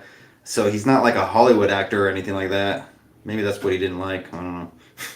I don't Yeah, know. the I making met of Jaws him. too. is I really met good. him a couple years ago. He was a super nice guy. So I don't know. Nice. Just, Do you have anything signed from him? You should I show that. hold on. We're gonna Come get on, there. Steve. Trust me. I'm building it up. I'm building it up. He's holding up. Yeah.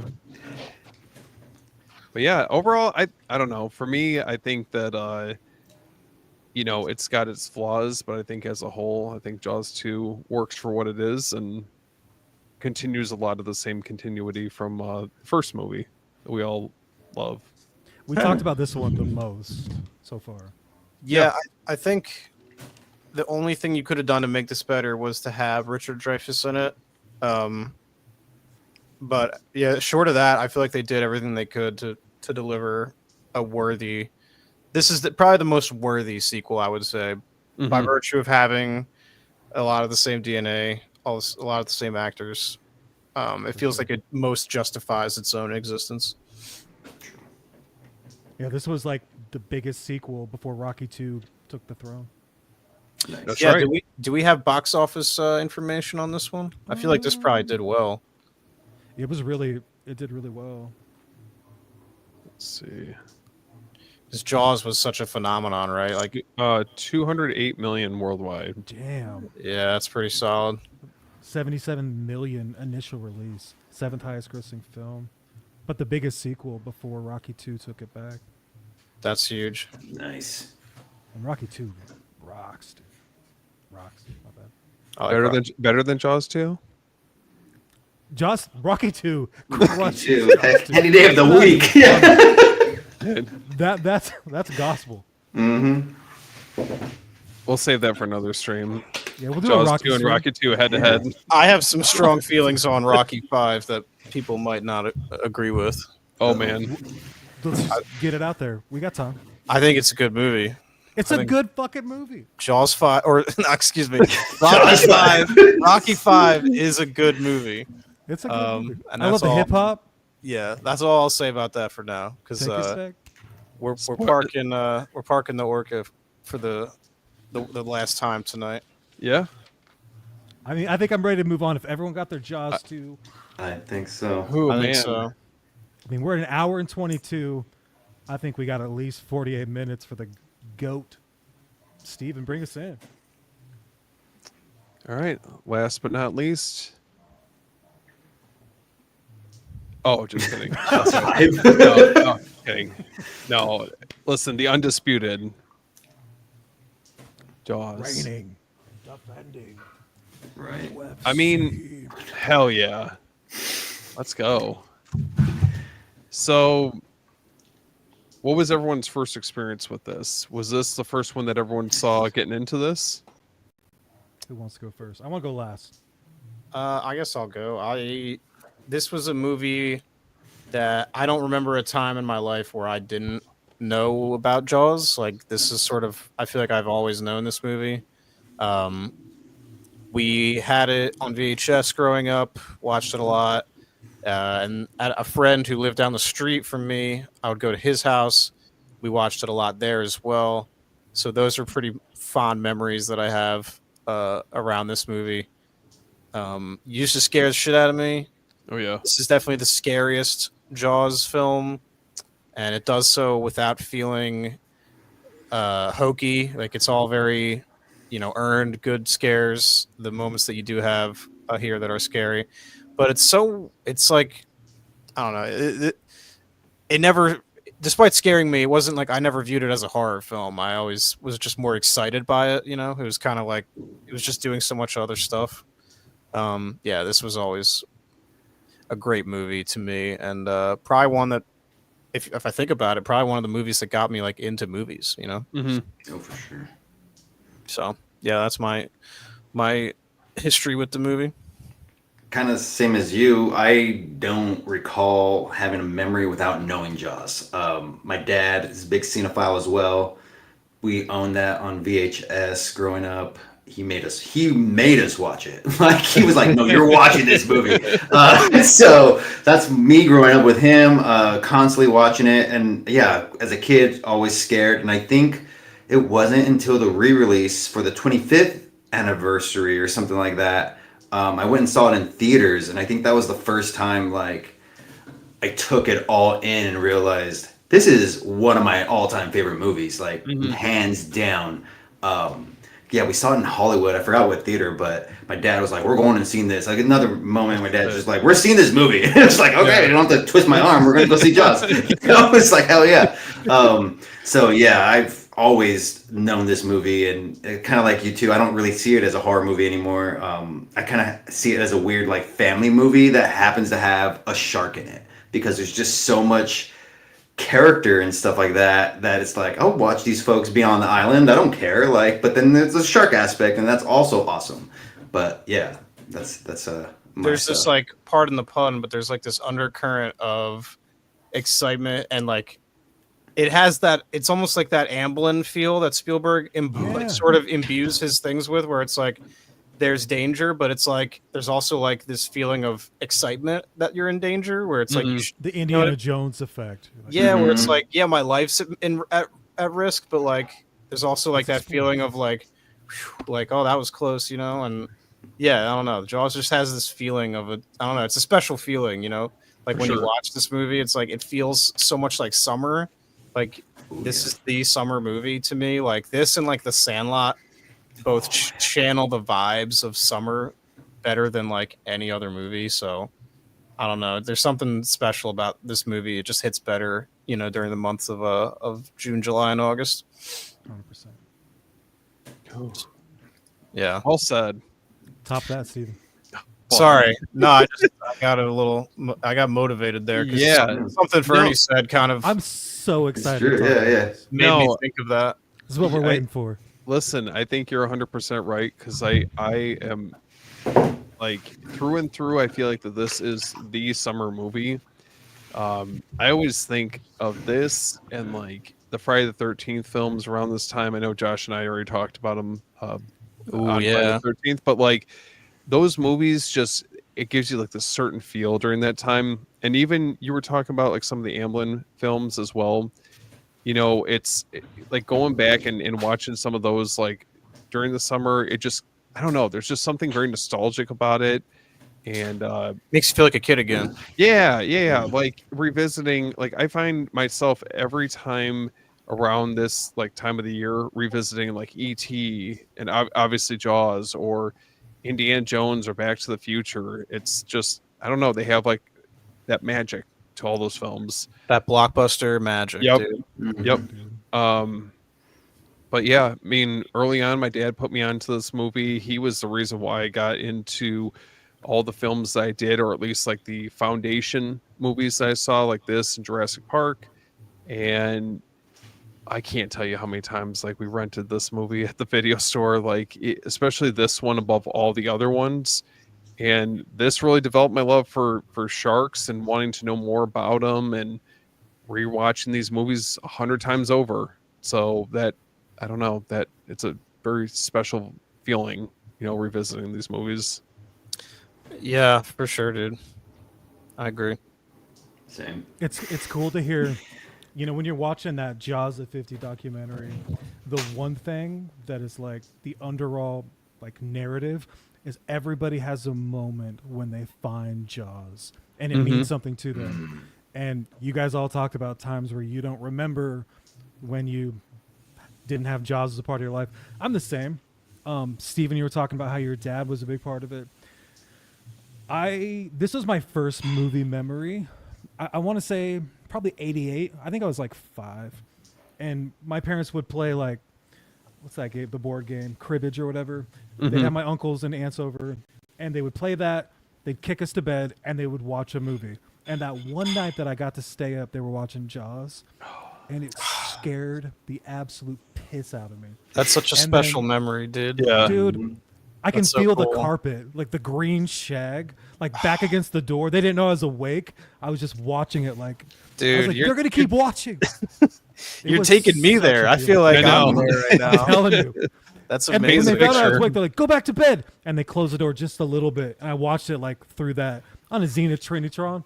Dude, it's so It- funny you Ooh. say that because I did the exact same thing with my mom, and she was watching Jane and Silent Bob Strike Back, and I was like, "This is great," and she caught me watching it, and eventually she was like, "All right, just come out and fucking watch Fucking the come movie," on. you know. And And so I'm then- like, I'm so That's grateful so for her for showing me all these movies. But anyway, please It continue. helps a lot. And then my parents didn't. They kind of knew, and they're like, "Oh, Jaws, he'll get over that." And then somehow I rented the book from the Vancouver Public Library, or no, it was in Portland. I lived across the bridge in Vancouver, and it got mailed to an 8-year-old. I think I was in first grade or something, and they were like, Oh, no. Jaws," and they like read it to me at the dinner table. They're like, "You can't read this; it's too much." And it had the big penis on the cover, the black cover. Like, it was so weird. I know, It was like I know it what was you're talking bizarre. about. And so they took the book back. They read like 5 pages of it, and Oh they my got me God. a subscription to Scuba Diver magazine. And then I started like subscribing to all these weird scuba magazines. I bought all the like kids sharks books, and Jaws just took over my life. I wanted to be a marine biologist. Like I was obsessed with Jaws, and I never got over it. So And it's cool to be talking about it. we had a pool growing up, and I remember I was like, especially when the sun went down, man, I was scared as shit to go out to it. Did anybody have like a community swimming lesson ever, or they had something painted on the bottom of the aquarium pool? Not No, aquarium, but I feel like that So would, they had- that would sketch me out though. dude, they had a squid. They had like a Yep. Moby Dick thing. There was Yep. like a squid, like not Captain Nemo, but some other Prince Titan or something, and Yeah. a shark. And everybody would go down and touch the octopus. Nobody would mess with the shark ever because of Jaws. Dude, Freaked me I out. am That's funny. I'm weird because like I can't get in the pool if the vacuum cleaner thing is in it still. Like it will, it kind of freaks me out. Like just because it's like moving around on the bottom, and I don't know. It's one of those like childhood sort of fears that I still like. I could do it, but like I would prefer if it wasn't in the pool. You know what I mean? Like it just kind of freaks me out a little bit. I don't know, something about it. Bodies of water, especially at night, are creepy. Oh yeah. Oh, lakes are horrible. Oh, Lakes Yeah. are horrible. where have you guys seen where they do like the screening for Jaws, like where you're Oh, and actually you get out? the inner tube. Oh my god. Dude, I That's a want That'd be to. so fun. Bucket That's list. that's a bucket list for me, dude. I Yes. want to do that so bad. And I live in New Jersey, so I think there's probably places around me that do it. Probably. I just have to look into it or something. Oh my god. That's like that has to the dream. happen. Has to Mhm. happen. Yeah, But, I want um, to do that. The I thing take it's a week off, fly the family over there. it's coming yeah. to Regal in August. Yeah, So we're all it's going. in IMAX, isn't it? I IMAX, don't know yeah. if Regal has. We probably have like a Limax at best, but there's a. It's coming to my Regal in August, so I got to make sure. I got to find out what days that is because it's usually only like 2 days, and I got to make sure I'm off for one of them. My Yeah, we wife hit the and I 40th and the 30th. It was like an AMC and then Yeah. Cinemark, maybe. Did you guys catch it when it was? I think it wasn't released in 3D. The first one, like within the last couple of years, because that's when I saw it. It was like 5 years ago. I didn't hit it. Damn. Did- Yeah, Yeah. no, I missed that. I can't do 3D with my glasses. It like fucks with me. Oh, yeah. It was. I don't know. It was pretty special. I mean, I didn't really need the 3D part, but Yeah, I I just just- see it in I- theater. I need a ticket stub so I can put it in my Blu-ray case of the movie. So Oh, every time man. I open Oh, it, nice. I see the ticket stub. Yeah, I've done that with a few movies. I would love to see Steven, it. I mean, bring us IMAX in. would be dope. You know. Yeah, biggest Yeah. theater I can get ideally is how I like to think of it. Do you guys have drive-in theaters near you? We do. There's one like 35 minutes away from me, and then there's Okay. one in PA, which is like 2.5 hours from me. The Mahoning, I think it's where they do. I'm so jealous. You heard about that? Yeah, the place? VHS fest. Yeah, that's where they have Yeah. like VHS Fest, and they That's have awesome, they always have all these cool like little screenings and stuff where they'll have an actor or two from the film. You know, I think Joe Bob has been there a few times. That's the shit. I would like to Nice. go there one day. It's just sort of a trek. I want to get some friends Mhm. together. Like I wouldn't want to just go myself. You know, I want to go with a squad. So one of these days, that's on the bucket list. Something Cool at Mahoning and Jaws on the Water Absolutely. are some theatrical trips I want to make. Are you guys like how I am, where you've bought like every release yeah. for this every time that it gets the re-release? What's cool if there's a VHS that I don't have, I buy that one. Fernie too, as far as I know. Yeah. If you see it, you just buy it. If it's Yeah. an extra, you just give it to a friend. I Yeah. only have the Blu-ray for this, and I think it's a movie that I would be willing to. I think I should probably get the 4K of it because I'm sure That it's very good, and Steelbook. It's definitely worth it. Yeah. I love Jaws too, so it's kind of it's a movie that I would be able to justify buying on 4K. The Steelbook, listen, I don't normally double dip, but it's so good. Dude. Yeah, And it all comes the with the features, you get documentary. all the features from every movie of this one released. They'll show up, like Fernie didn't have it, this new one, but even the old features will load digitally on your new copy, which is cool. Yeah. Because I bought the 4K last year, and then I was like, oh, maybe I'll skimp this Steelbook, and then I wanted it, and by the time I went looking for it, it was all sold out everywhere I went. So I was like, God damn it! Well, they had this one. Did you guys ever get this? This I got was that like, one. yeah. No, I didn't. Damn, I might need to get. I think the that's the one Jaws, you have, Jaws 4K.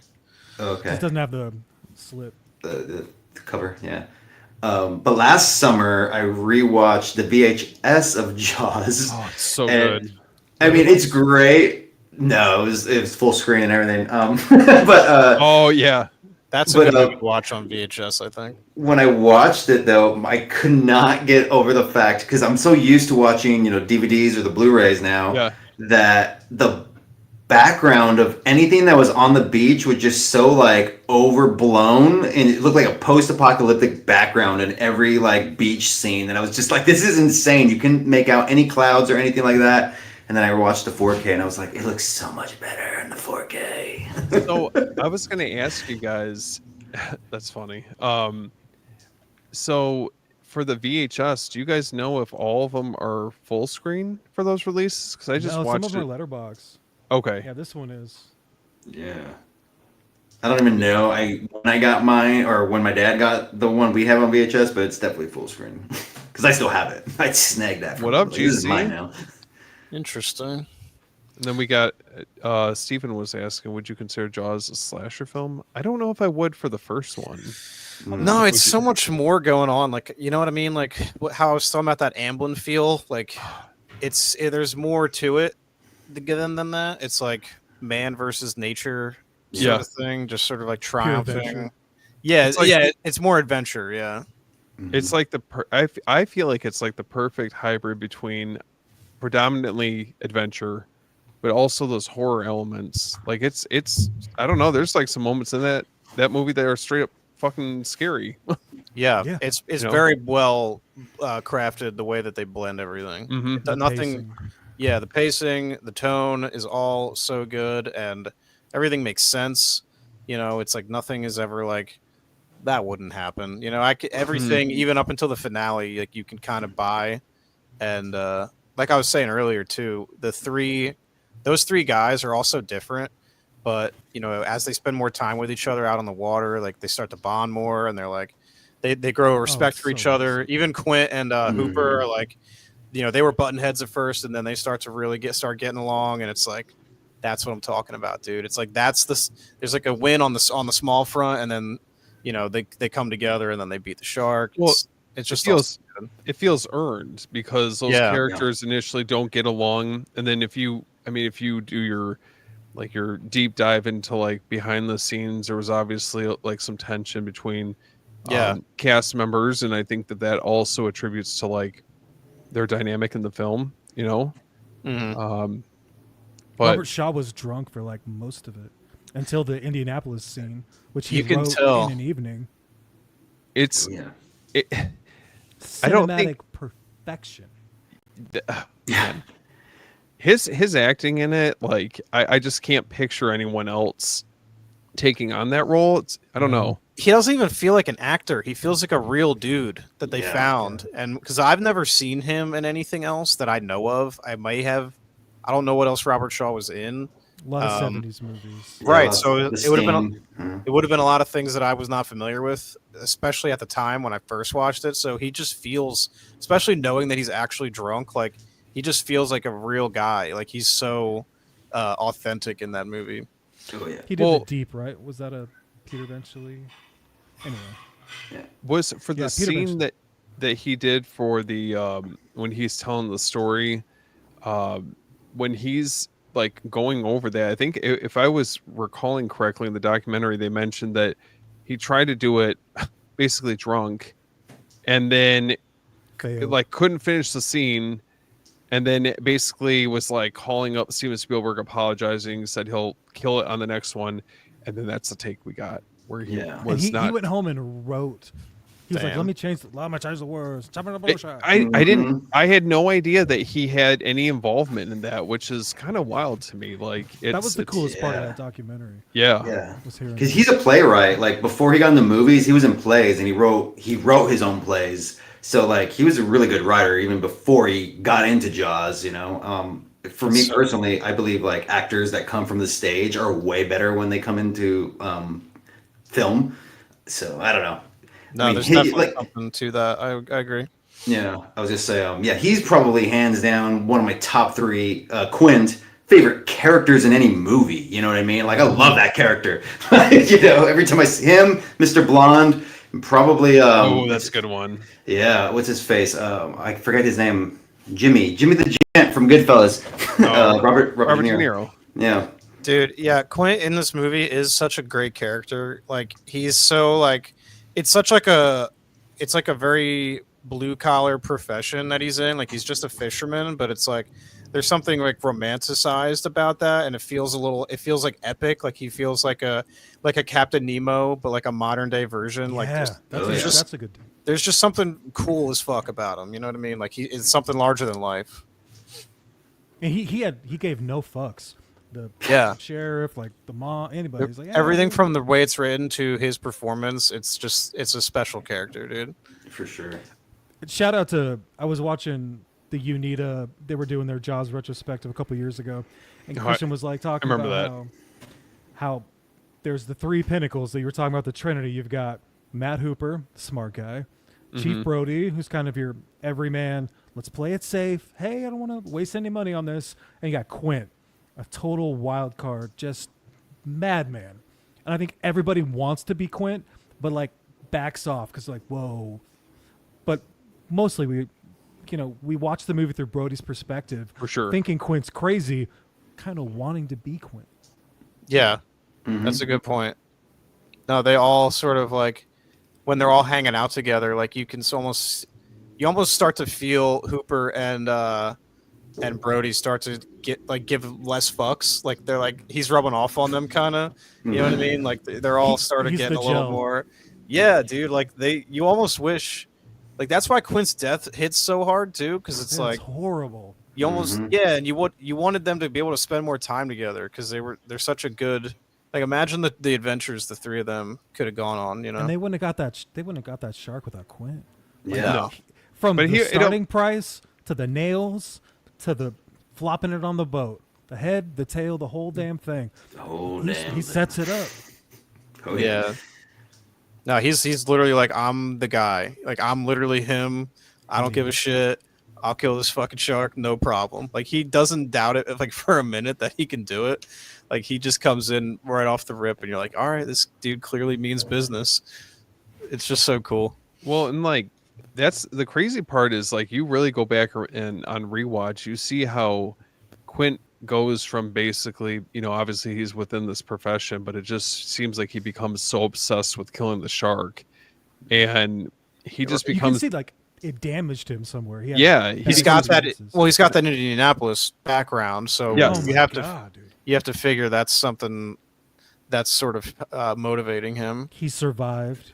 Oh. Yeah, and then for him to die, he almost feels like in a way like he was meant to die by a shark. Yeah. So he kept putting Premonition. himself in those situations. Like he knew he couldn't just rest. Like he probably felt like some survivor's guilt or something. Some final Yeah. destination. I don't know. Yeah. I'm totally. That might be me no. reading more into it, The but whole time. The whole time he's like that. Well, Yeah. it feels like it's very like destined for that to happen because he's constantly kind of pushing the envelope with like how much they'll like to what extent they'll go after the shark. Even the he's, motor, he's just he's willing Yeah. to do. He's willing to do everything. Smashes the finally getting into radio. Hooper. Yeah. Yep. Radio. You almost get the sense he would probably do it anyway, even if they weren't paying him. Just 'Cause the it's like- shotgun. Like, what else would this guy be doing? You know, like he's supposed to be out there doing this. Well, let's take it from the top. So the opening scene, right? No, that was a long day. That was a long intro. I was like, does everybody know how Jaws starts? Because Right. Well, it is a very good intro too. Yeah. yeah, Oh, dude. yeah. We should 25 at least minutes. take some time to talk about the intro of the movie. Yeah. Sure. So It is- this is probably one of my favorite scenes in the whole film. Perfection. Yeah. So opens up, we're catching up with like a whole group of teens that are out by the campfire. Chrissy. They're out there on the beach, and we have a young woman named Chrissy who she goes out with her boyfriend out by the water, late night swim, and we see the perspective of the shark at the time that's slowly swimming towards the surface while she's out there swimming, and And we it's see so this. dark. It's like, It's dawn. the whole even on the beach. it's dark. Even oh my god, I can't imagine going out there with it being that dark, let alone like It's all the way out in the freaky. water. So she goes out for a swim, and we see that there's a predator out there that's slowly watching her, comes to the surface, and then what unfolds is terrifying. So she's getting thrashed around. We don't know what's going on, and that's how the movie fucking opens. Dude, That actress sells it so well. That's one of the first, so usually the way it would work watching movies as a kid, for me at least, was like the beginning of the movie, the first hour or so, was always the one I was more familiar with, because eventually somewhere down the road it would get interrupted. I'd go fall asleep, I'd leave, I'd do something. So the back half of films is usually you're not as acquainted with. But so Mhm. this intro to Jaws was like burned into my memory, because it's literally the first thing that happens, and anytime you watch it, it's the first thing you see. sets a bar. And yeah, it just sets the tone, it sets the pace. It's sort of tragic in a sense, because maybe this would have played out differently if her boyfriend had not passed out. Like, there's sort of a sense of helplessness where she's totally by herself. And I almost get the fact that I don't think they'd slept together yet. I think he was interested, and when she wanted Yeah. to get naked to go in the water, he was like, "I'm not drunk. Let me get in." We say I feel like it was boyfriend. like- I don't think we Yeah, really like- never know what Yeah, their we don't relation. know. This might have been their first time. No, because he He asks was her. interested. Doesn't she ask him her name or whatever? Like Yeah. and she's like, "I'm Yeah. Chrissy," right? Yeah. So I don't think they actually knew each other, which makes He's it just even. killing beers. Yeah, no, he was like, "I got this." Man, he was a lightweight. He passed out right on the beach. Right? Like Yeah, that's never happened. That's he, good. he blew it. First of all, Yeah. can we just say, like, Yeah. Yeah. had the shark not pulled up, that would have Yeah. been a really chill That was his night. moment And he's Mhm. just fuck, like, with the fire and the guitars going. he fumbled Listen, that, Naren dude. said Yeah. He fumbled that. it. Can we just say that campfire is like a kind of a vibe out there? Dude, I wanna I go mean, there. I wish I So was bad. there, man. That looks You so know- much fun. I swear it's but yeah, this scene is just gut wrenching. Just how it plays out, and we don't. It's less is more, right? The actress actually compared it to the shower scene in Psycho, which I thought was like an interesting parallel with how effective it is. As far as iconic kills, I would definitely say they're. I feel like Psycho gets a lot of the praise or a lot of the flowers that maybe this kill should get to. You know what I mean? Like, I feel like this one isn't. When you think about it, I think it should be in that conversation as far as like It should most iconic movie kills. When she makes that sound, where she's sucking the water in, and then she just goes on that crane. That is so scary. She's as a like kid. taking those quick breaths because she's like hyperventilating and she's Oh trying to. God. No, that actress really, really sells it, and you need that, because if you don't get invested right in the beginning when they're trying to invest you, the whole rest of the movie doesn't work as well. But because that scene is so effective, the rest of the movie plays out so much better. And it's just that, I mean, she's only in the film. Actress Susan Backlany. 4 She's minutes. only in the film for such a short amount of time, but the amount of screen time that she has on there is just. I mean, Absolutely. yeah, It's it's like impactful. Yeah, it's yes. impactful. She does the That's most with the full least, for sure. frontal nudity in a PG movie. Boobies. Sorry. You definitely see her boobs, see right? it. Oh Yeah, because I was gonna say, like, I'm pretty sure this might have been the first movie that I saw boobs in. So that Oh, yeah. Probably same. Yeah, probably the same. that might have also played a role in like how often I wanted No to shame. watch it. Yeah, yeah. Hey, what are you gonna do? That we didn't have the internet back then. Sorry, but, Steven. I just started thinking of her under the water and was like, that was so effective as a little kid. Like the shimmering body and what's coming after her. Oh yeah. Oh, yeah, man. Yeah. the fact that she was so vulnerable really made it That too, yeah. more effective. You know. Going Well, to that buoy. Yeah, and it's everyone's. I mean, you know, I think we often, if we're going out in the lake or, you know, whatever we're swimming, whatever the case is, it's like you're very vulnerable at that point. You're away from land, and Yeah. it's leaving you open basically to anything happening. God forbid that that hopefully never happens to any of us. But it's just goes to show, like, it preys on those fears that I think we subconsciously have. That's why, like, when you feel something like touching your foot, you know, underwater, and you don't know what it is, No Oh, thanks. dude. it's Yep. just that feeling of the unknown, and yeah, It's always algae or something. Yeah, like seaweed or something. Yeah. Yeah. Weird Go organic. running out. Yeah. yeah, I don't like that feeling at all. It skeeves me out. Yeah. Lord knows. I visited down in Mexico, Ensenada, so many times, and yeah, seaweed or whatever would always hit my foot when I was a kid. And I'd be like, nope, and I'd just run back out of the water. Like, no, I'm not going in there. I'm Yeah. glad it's not just me, because like it sounds silly when you say it, but it's like I don't know. There's something weird about it because you just don't. I don't like that feeling at all. You know. Well, and the water's so black because it's so dark. Yeah, if I can't see my feet or like 100%. like rivers and stuff like that, like I don't love swimming in those as much. Just you don't know what's in that water, you know. Well, and what I thought was interesting, obviously, because you know the whole town begins to catch wind of like what's going on, or there's like whispers of like what happened. What I think is like an interesting point that the documentary brought up was that the greed that's involved in this town.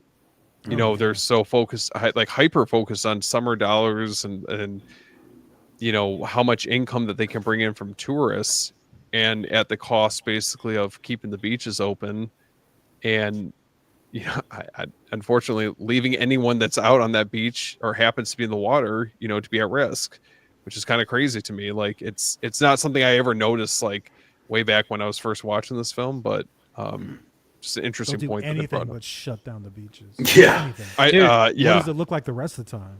The economic aspect of it is a lot more interesting as an adult watching this, because it does feel like I don't have a hard time believing that is what the mayor would want to do. You know, like Mhm. the town I live in New Jersey, there's like one of those like historic towns nearby that's like a big tourist attraction, and it's always super busy in the summer and stuff. So yeah, I don't know. It just makes me wonder like what, because like the town depends on that The summer business, dollars. because in the winter like there's nothing going on, right? So I imagine it would be the same in Amity, right? So yeah, no, it actually it feels believable. Something I'm going to add about Amity real quick, and it clicked for me this last time. It's almost the island is like a character itself. Yep. You know, when Feel it.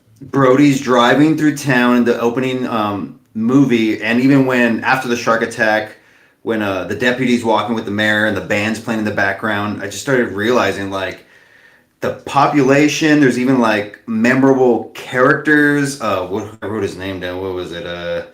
Ben Gardner. Like people like them just make that town feel like a real place. I mean, yeah, it is a real town, obviously, and they're filming on location, but it's like Amity just feels so safe to me rewatching it, and I kind of have that vibe too. It made me realize like this is probably why I have always wanted to live in a small town, because I'm from Los Angeles, so I've always lived in the big city. So Oh, seeing okay. like something like Amity was like, I want to live there. Well, how can I Yeah. get to a smaller little town that feels just like comfy and cozy, and everybody knows everybody, it's safe. So that's something that just really clicked for me this last rewatch, which was like I think on Sunday. But yeah, I was thinking, like when they're showing the B-roll where he's just driving that Bronco or Blazer or whatever, and you can see the seaweed on the. He's just cruising through town. If they would have had like a pub or a bar shot where you meet Ben Gardner and you meet the people that want to go fishing, like just having the tourist locale. I know they used a lot of locals in Martha's Vineyard, but there's something about this small town feel that feels very authentic. For sure. yeah.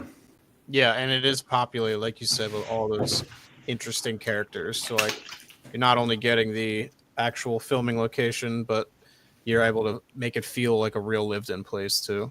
Yeah, I loved it. I'll have to check that out. I've never seen The Beast. Yeah, that That's sounds awesome. interesting. The fact that it's Yeah. by Peter Benchley, I'm assuming he wrote it, right? Is that what you're Yeah. saying? Well, he That's wrote the book. Yeah.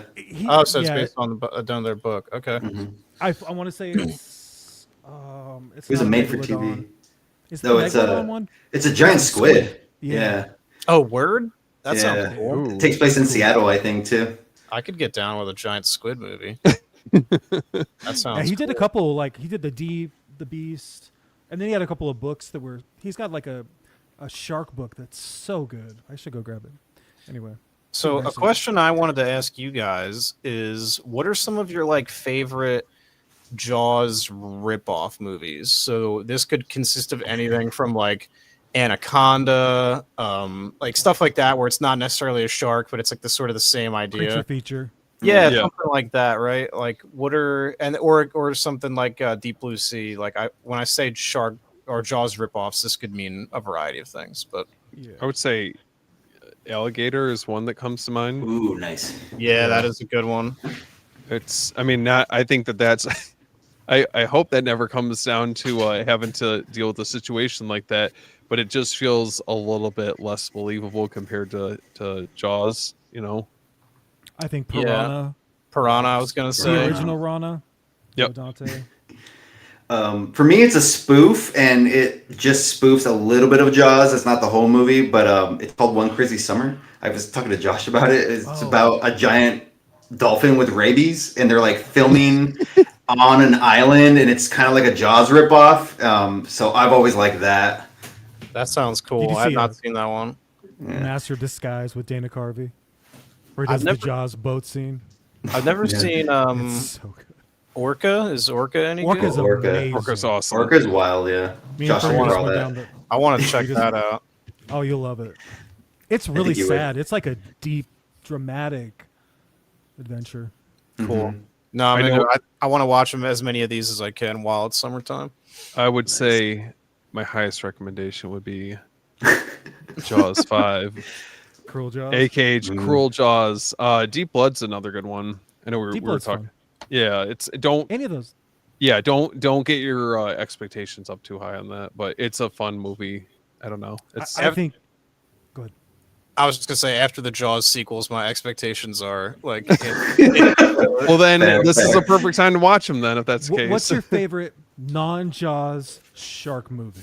Ooh, that's a good question. I am pretty partial to Deep Blue Sea. I enjoy that one pretty much, And that's a lot. that's a that- mako shark. I think so. Yeah, It's it's a like couple of them, that's the one with LL Cool J, right? Yeah. yeah. Sammy J, yep. He's in it too. Thomas That's Jane. same as well. Deep Blue Sea. I remember seeing that movie and really enjoying it when I saw it in theaters. And then that Sammy J death scene just freaking blew my mind. Mid monologue, I'm like, what? Yeah. But yeah, Did you guys watch the thing that Scout Taylor Compton did, Into the Deep or something? The Yes. shark movie that she had that just came Was that a out, Hulu original? dude. That Damn. movie. I like is- Scout too. I like her too. I watched it for her. I watched it like on my second monitor while I was like playing a video game, so it felt like a fine movie to do that for. But They always have the same cover with the great white attacking the feet with the There's girl, Requiem, Yeah. yeah, and there's like a girl in the foreground. Yeah, Last Breath, Bait. They're kind of all the same. yeah. I don't know. I think the Meg is like pretty bad. I don't think it's I like. hated I mean, that movie. yeah, the Meg isn't like very. You know, like it knows what it is, but it's like. Yeah. I don't know. It's still not very good. I haven't seen 47 Meters Down though. I've heard those are cool. I like that movie. There's like two of them, and I think the first The one's first pretty. one's actually pretty decent. Really Yeah. good. I mean, it's all CG shark effects, but that one feels like a real story, kind of like Open Water. Yeah. 47 Meters Down, the first one. I just watched it the other night. Anytime it's summertime, that movie hits. Yeah, I want to. The I'm gonna Shallows. definitely. Yeah, I need to watch that too. I've never seen that before. The Shallows is awesome. Shallows. So what would you guys like say is the best out of the bunch? I mean, I feel like Deep Blue Sea is probably the closest. It's got the most money. Yeah. Yeah. That that one is also different enough from Jaws. Like the premise is, it feels like, you know, distinct enough to where I don't inherently compare the two right off the bat. Like they are. I think of it's more like a shark movie as opposed to like they're both shark movies as opposed to this is a Jaws ripoff. If that makes sense. Yeah. Like that's sort of how I look at them. I have a soft spot for Cruel Jaws, Deep Blood, like I mentioned earlier. They're just like so Yeah. bad it's good. Yeah. I love the Sharknado, anyone? Oh never seen no. them. I never The got Reef around to them. is amazing. So let's see. Oh, I know it's not really the same at all, but I this makes me want to watch like Deep Star 6 and Yeah. like movies like that, like Leviathan. Yep. Yep. The Abyss. I'm a And big the- fan of The The Abyss. Abyss. Yeah. I like watching movies like that around this time of year as well. Hell yeah. Oh, for sure. So let's get back to Jaws. Yeah. It's like that. I could talk about Jaws for 4 hours straight. Right. Okay, so I think we left off after Chrissy obviously gets attacked. So newly appointed police chief, Chief Brody, the iconic Roy Scheider, comes forth, wants to close the beaches, but is overruled by the mayor and business leaders of the community who fear loss of tourism revenue. So that obviously plays a big part in their decision making for what they decide to do going forward. And then we have another incident that occurs where Alex Kintner basically killed in broad daylight, shocking everyone that's on the beach when this occurs. And it's kind of like, That's cinematic. yeah. That shot where Roy's watching it. Oh, it's Oh my Mhm. god, dude. builds like that entire scene is just like seeped in dread and tension. Mm-hmm. And it's like, I think we've all It feels been like a that carnival. yeah, Because but it's got those like changing stations that are so red and yellow, and then Yeah. people playing. No one will get in the water, Mhm. and then Brody trying to relax, stress the fuck out, man. well, and I think we've all been in situations before where your mind's on something else like super important, and you've either got like work stuff going on or you got people trying to talk to you and you can't, you're like, your mind's not even on that. That's the vibe that I get when he's sitting there and all the townspeople are trying to come up to him and talk to him. Yeah. He's only focused on one thing at that time, and it's just checking. Nobody dies. Yeah, scoping it out. He's not gonna be able to Mhm. relax until it's No. all over. No, Yeah. and I get uneasy watching that scene every single time. Yeah. No, that's very well said. It's a great point. It's a master scene too. Everything from the music, the editing, the acting. It's just like perfect intention building The all the way shots on up the till water with yeah. the dog throwing the Oh, yeah. sack. Yeah. Pip The helplessness too that he's feeling, like when things start to escalate, like just the fact that he's unable to do anything, like he can't help. All he can do is watch it happen. You know what I mean? Yeah. It's And then scared of the even water, even so- him, he runs up to the water. He stops right at the water line because he knows. Well, one, he's scared of the water, but two, it's like, Yeah. what am I gonna do when I get in there? Like, yeah, you know? like what am I like? I can't fight the shark. Like I can't. like just point my gun at the water and like hope I'm gonna, you know what I mean? Like And there's just he nothing he didn't can do. really know anything about sharks till he gets the books after the second kill. Yeah. Mhm. After the Right? facts. The Kittner kill. Yeah. Yeah, that scene where, I mean, just basically the whole group that are that they're in the water, they all rush out, and then the only one that doesn't come out of the water, like you kind of put two and two together. The mom goes out there and she's looking, and kid's a goner. Brutal. You just get that shot of the yellow raft. It's a Yep. harrowing scene, dude, because it's like this is the reality that you don't always see, is like the reactions of the loved ones of these people who are dying. Like that's not something you always see in the movies, right? It's like you just see a character die. Like you don't always see the fallout of that. So it's literally the consequences of like the mayor's actions right here, and it's pretty tragic. Crazy. Yeah, the actress who, Mrs. Kittner, she Yeah. sells it really well. Like Oh, she's Nice. so grief stricken. Yeah, she does really well. You knew there was a shark in those waters. Like, oh god, did you know? Yeah, I Like, damn. I mean, she really lays it on him, dude. Yeah. I can't imagine like the level of guilt someone, Yeah. would be feeling. You're basically in a way. I mean, to a certain extent, he's kind of responsible for her kid getting killed. Yeah, no, I mean I like to think that's probably a big reason why he was willing to, because he's afraid of the water, isn't he? Mhm. So Yep. the fact that he's willing to, Drowning. yeah, it was the fear that killed him. No, Too soon.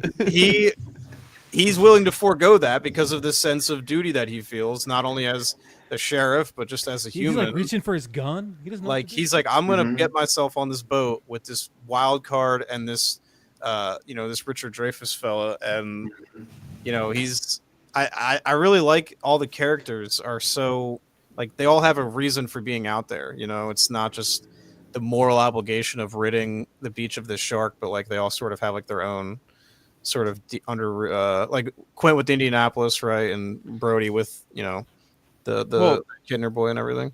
I think it's interesting because Brody's arc, I mean, it's showing that he's confronting this fear that he obviously has. He's way out of his element. Yep. And it takes a certain level of like courage, I feel like, for him to overcome.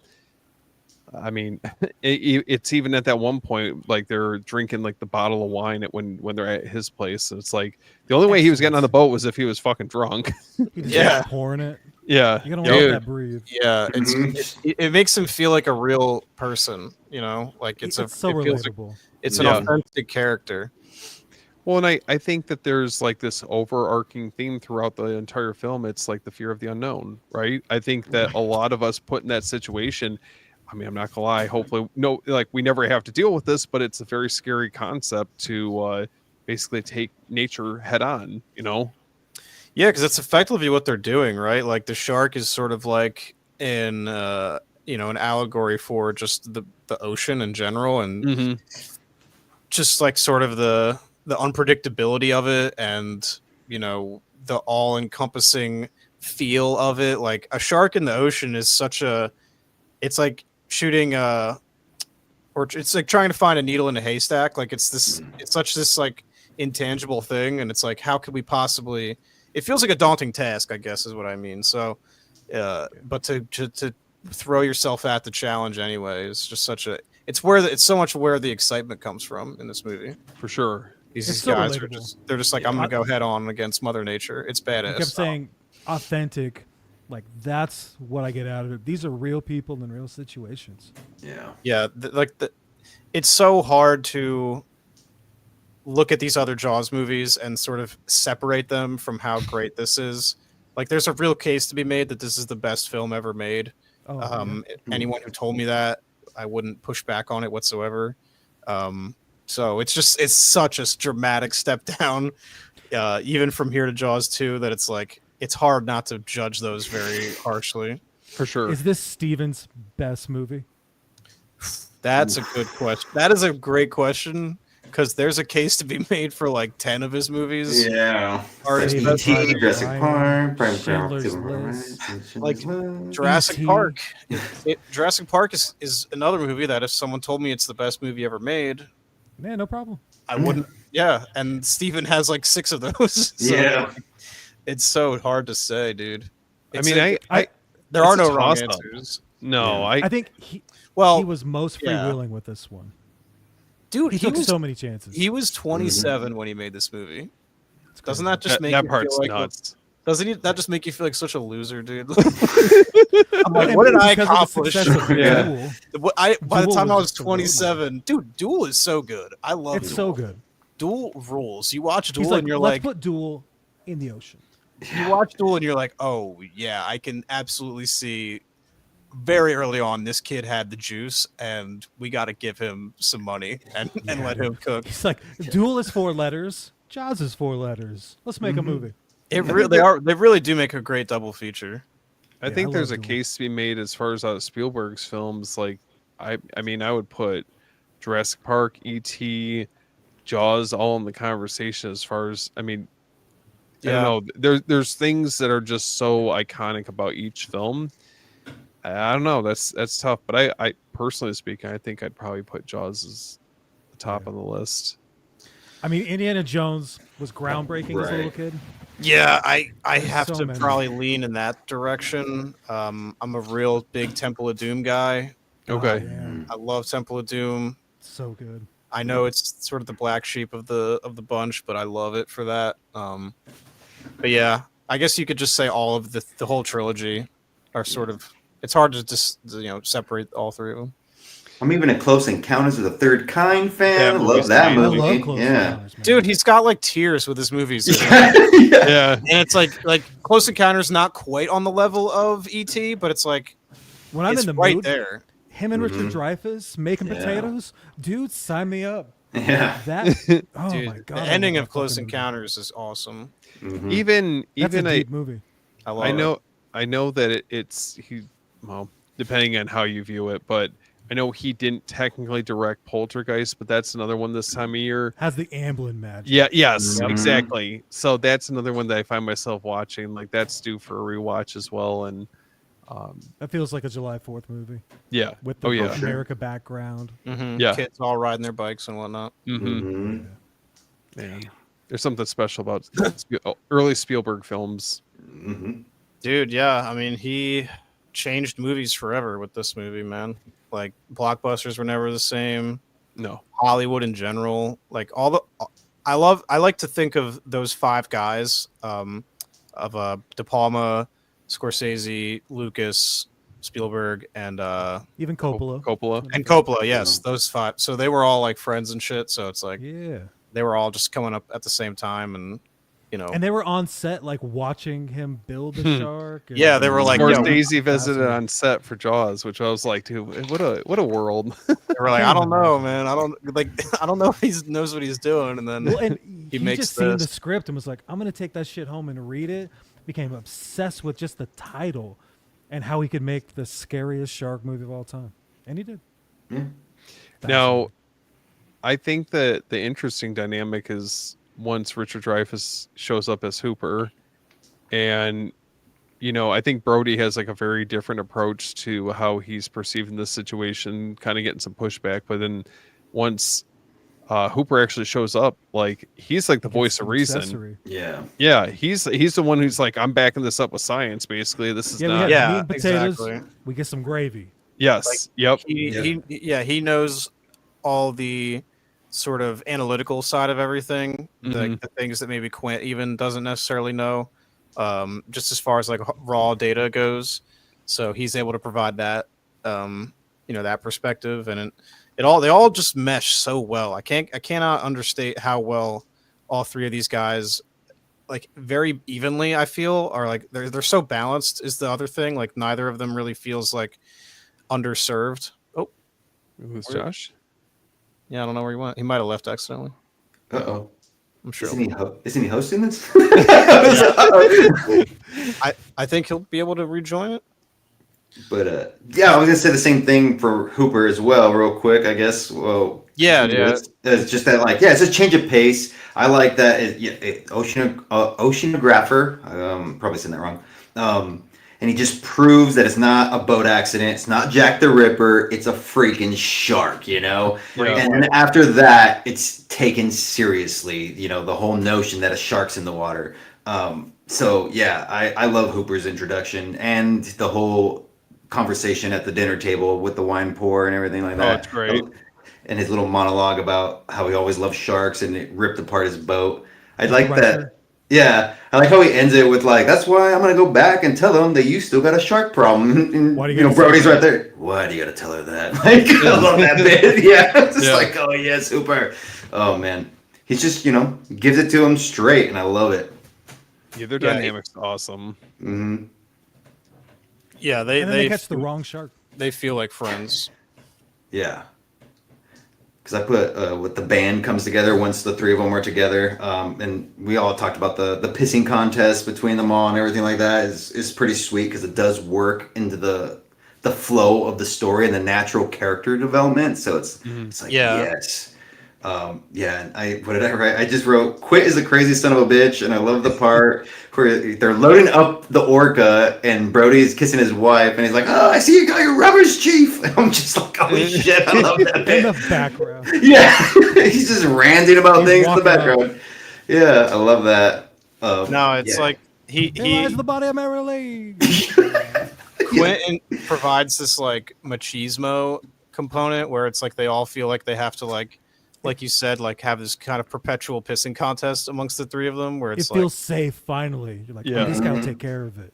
yeah, but they also want to they want to rise to the occasion because they're like, oh well, he's being pretty badass. Like I don't want to look like a bitch next to this guy. You know what I mean? Yeah. He's like Oh, yeah. looking at his sunblock. He's like, oh, Can't even drink the shot of whatever he spits it. booze he has. Yeah. Yeah, Hooper hacks it. it's a Try fun that dynamic. sheep, it's homemade. It's a fun dynamic. It's really cool. It feels I feel like a broken record, but it just feels so organic and Mhm. just feels natural. Mhm. Well, then they catch the wrong. Oh, all the townspeople assume that it's a shark, but we know better. Obviously, that is not the case. So, kind of, again, dealing with a lot of pushback. Getting past that point. So, from there, obviously, we get Quint that becomes involved in it, and his introduction is definitely iconic for sure. That courtroom scene, that monologue. Mm-hmm. Y'all know me. Yeah. Bernie got this really cool tattoo on his ankle. Yeah. Oh yeah. Get it on camera. Okay, hold on a second. I might have to take off the He got headphone. the. Fuck. Oh, that's Oh sick. shit! All It's like the right, outline. Dude, that's even, awesome. even rocking the shirt, man. That's Oh yeah. awesome. Amity Island. Oh, Hell yeah. Camera. Where am I at? There we go. Incredible. Throw you on the deep end there, Fernie. Yeah, no worries. But yeah, So- I wanted this tattoo for years, and I was like, finally, I was like, I'm getting this tattoo. I want that shark on my leg. Listen, you're So- you're inspiring me to get a Jaws tattoo. That might not be too far off. Dude, what Do about it. the the outline of the Jaws like the bite the mouth or whatever? Yeah. Mhm. Where they're That would be sailing cool. off. Yes. Mm. Yeah, Oh it's my like God. that would make a frame. dope tattoo. Yeah. Yes. Before for they go sure. out in the frame, one of the best jump scares of all time is on Ben Gardner's boat. Where gonna say that they're earlier, yeah. already diving Underwa- at night. underwater, shit's right? sketch, Yeah. Underwater. And he's kind of telling him how much money he makes. You or the whole family. Right? And so then he goes down and he pulls that shot glass out, the tooth, and Ben Gardner's face. Oh, God. The jump I know. scare of it. That's Oh, a yeah. jump scare. As a And kid, that was It's very earned. It's a great Yeah. jump scare. wasn't that added in? Like, don't wasn't know. that like a? I think you're right. Yeah. Yeah, it might I be. swear I remember hearing that they like I don't know if it was the studio was requesting something or, but that was like I want to say it was a last minute decision to add that in. That's like right after they cut the shark open, right? Yeah. Yeah, they Yep, go yep. they go in the water. Yep. No, I think during the documentary they say that Steven Spielberg filmed that in a pool, that jump scare, because he wanted something more there or something like that. Yeah, But The definitely Williams score works. just yeah. No, I was gonna say that's one of the how we were talking about the scares in this movie. That Ben Gardner jump scare still gets me to this day. Like it scared my stepdad on Sunday where we were watching it. Like it's like hell yeah, Yeah. That's awesome, it's dude. that white bloated face. The one eye's Yeah. missing. Oh, Yeah. Tattooed in my brain. Mm-hmm. Oh man. All right, guys, I hate to do this because I'm having such a great conversation with you guys, but it's almost 1 a.m. and I got work in the morning. Oh, So snap. oh man. I'm sorry. Unfortunately, I do have to dip. Mark's taking the lifeboat. Yeah, I'm gonna Yeah. try to. I'm gonna try to make it back to the mainland. Yeah. Hopefully Yeah. nothing, Look for hopefully the yellow nothing, barrel. hopefully Two nothing barrels happens on you. to me, but we'll see what happens. But Fernie, it was really nice meeting you, bro. Yeah, nice meeting you as well, Mark. Great talking with you guys finally on a nice course. long live stream. Thanks for jumping on, man. We appreciate Yeah, it. Appreciate you. of course, guys. I'll see you all next time. All right. All right. Have a See you, Cheers. brother. Good night, guys. Yeah, I'm probably gonna be close to doing what he did here soon because I'm in the spare bedroom and my family's here for the weekend for 4th of July. So I'm like, I might have to. They go to bed earlier It's than all I good. do. We're No going worries. 2 hours and 20 minutes. Yeah, I was like, wow, Yeah. time flies Got when you're to talking about we're not Jaws. even on the orca yet. Yeah, I know, right? So basically, bringing everything. Speaking of the orcas, so the group eventually all agrees to get together and go out on the boat, and that's when I really feel like that the movie really kicks off into like the strongest part of the film. I would argue. Yeah, getting on that boat is my favorite part. I can't wait to get there. Yes, it feels earned by that point, and there's obviously the tensions beginning to build. Now that they're isolated and that they're out there now at this point in the open water. But eventually it gets to a point where Chief Brody, he's I think chumming, Yeah. throwing chum in the water. And that's when we get a glimpse at what the shark actually looks like and how big it is, like around that time. But we see moments where the shark's swimming around the boat, and we just get a good idea of how large the shark actually is. I mean, the idea of that, like when I first saw that, is very scary. It's one of the scariest moments of all time. Like, Yeah. there's that shutter list. It's up there. I think it's in the top 10 or top 20. Oh yeah. It's like, slow ahead. Come back here and Show some of this shit. like, Oh yeah. For me, I mean, just to go back a wee bit, when they're in the pond, right, where I think it's Mike and his friends and that random guy in the boat, you Oh, get I that forgot about tiny that. glimpse of Bruce there when he's grabbing the dude, and that part always scares me too. It's just like you see the side of his face or the shark's face, and it's like, the whoa, shark that looks the most real in that moment. Yeah. yeah. That's that the part's best look gnarly. of the shark. For me, that bit, and then with Brody, and obviously Ben Gardner, those are like the top 3 scares in this movie. And then the we forgot to mention the scene where the fishermen are out. They're taking On the dock, they're taking yeah. the holiday roast, or they're throwing it out into the water. Yeah. And Seems it, intense. yeah, and that part obviously builds up, and then Just I the mean, wood moving. yeah, it's so scary because it's like, can you imagine just being like out in the water, just struggling to try and make it back Take to my shore? word for it. And he's slipping, trying to get back It's onto the slipping, dock. and it zooms in. Ugh. God. Yeah, the shoes with the squeaky sounds too as he's trying to climb up. It's like, Yeah. good God. Yeah. Take my word for it, Charlie. Swim. Oh God. Yeah. So we eventually taking us back to the orca. So we get our glimpse at the shark, obviously, at that point, and then this leads up to the USS Indianapolis monologue that Quint delivers when they're trading scars and basically just dudes being dudes. Mm, Shanty tales. But there's something that as the older I get, the more I appreciate it. That drink that to your mon- leg, I drink to mine. I Oh, just want to be there. Yeah. it's horrifying to hear what happened to him, and it makes sense. Like it's the driving force between when that happened and to where he's at now. Um, He's finally real. He lets his guard down. For Quint sure. does, and he's like, "Hey, let me tell you what you're missing, Chief. I'll drink to your leg." And then it's like he just needs a bonfire, telling the scariest ghost story of all time. Yeah, Yeah. a real ghost story too. Yeah. It's like that happened to him, you know? It's Yeah. like, oh shit. 900 Yeah. men. So we get this that happens, and eventually this ends up leading to essentially the final showdown that they all have, right? So It's nighttime. Knocks the lights out. Yep.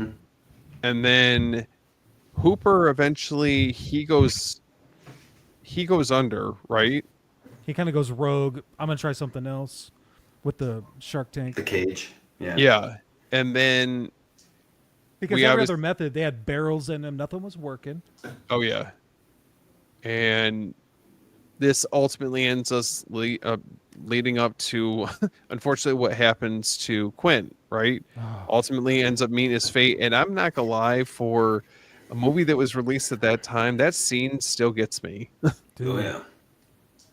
Same. Everything's just going off the rails. When he's sliding and you can hear his Oh. feet and you can see the wood wet, like you're like, no, you're gonna, because the shark goes under the boat, and so Hooper's like, let's go in there and stab him Yeah. with the strychnine, and of course Quint's not. He's like, I'm gonna keep shooting at him, and the shark attacks the boat.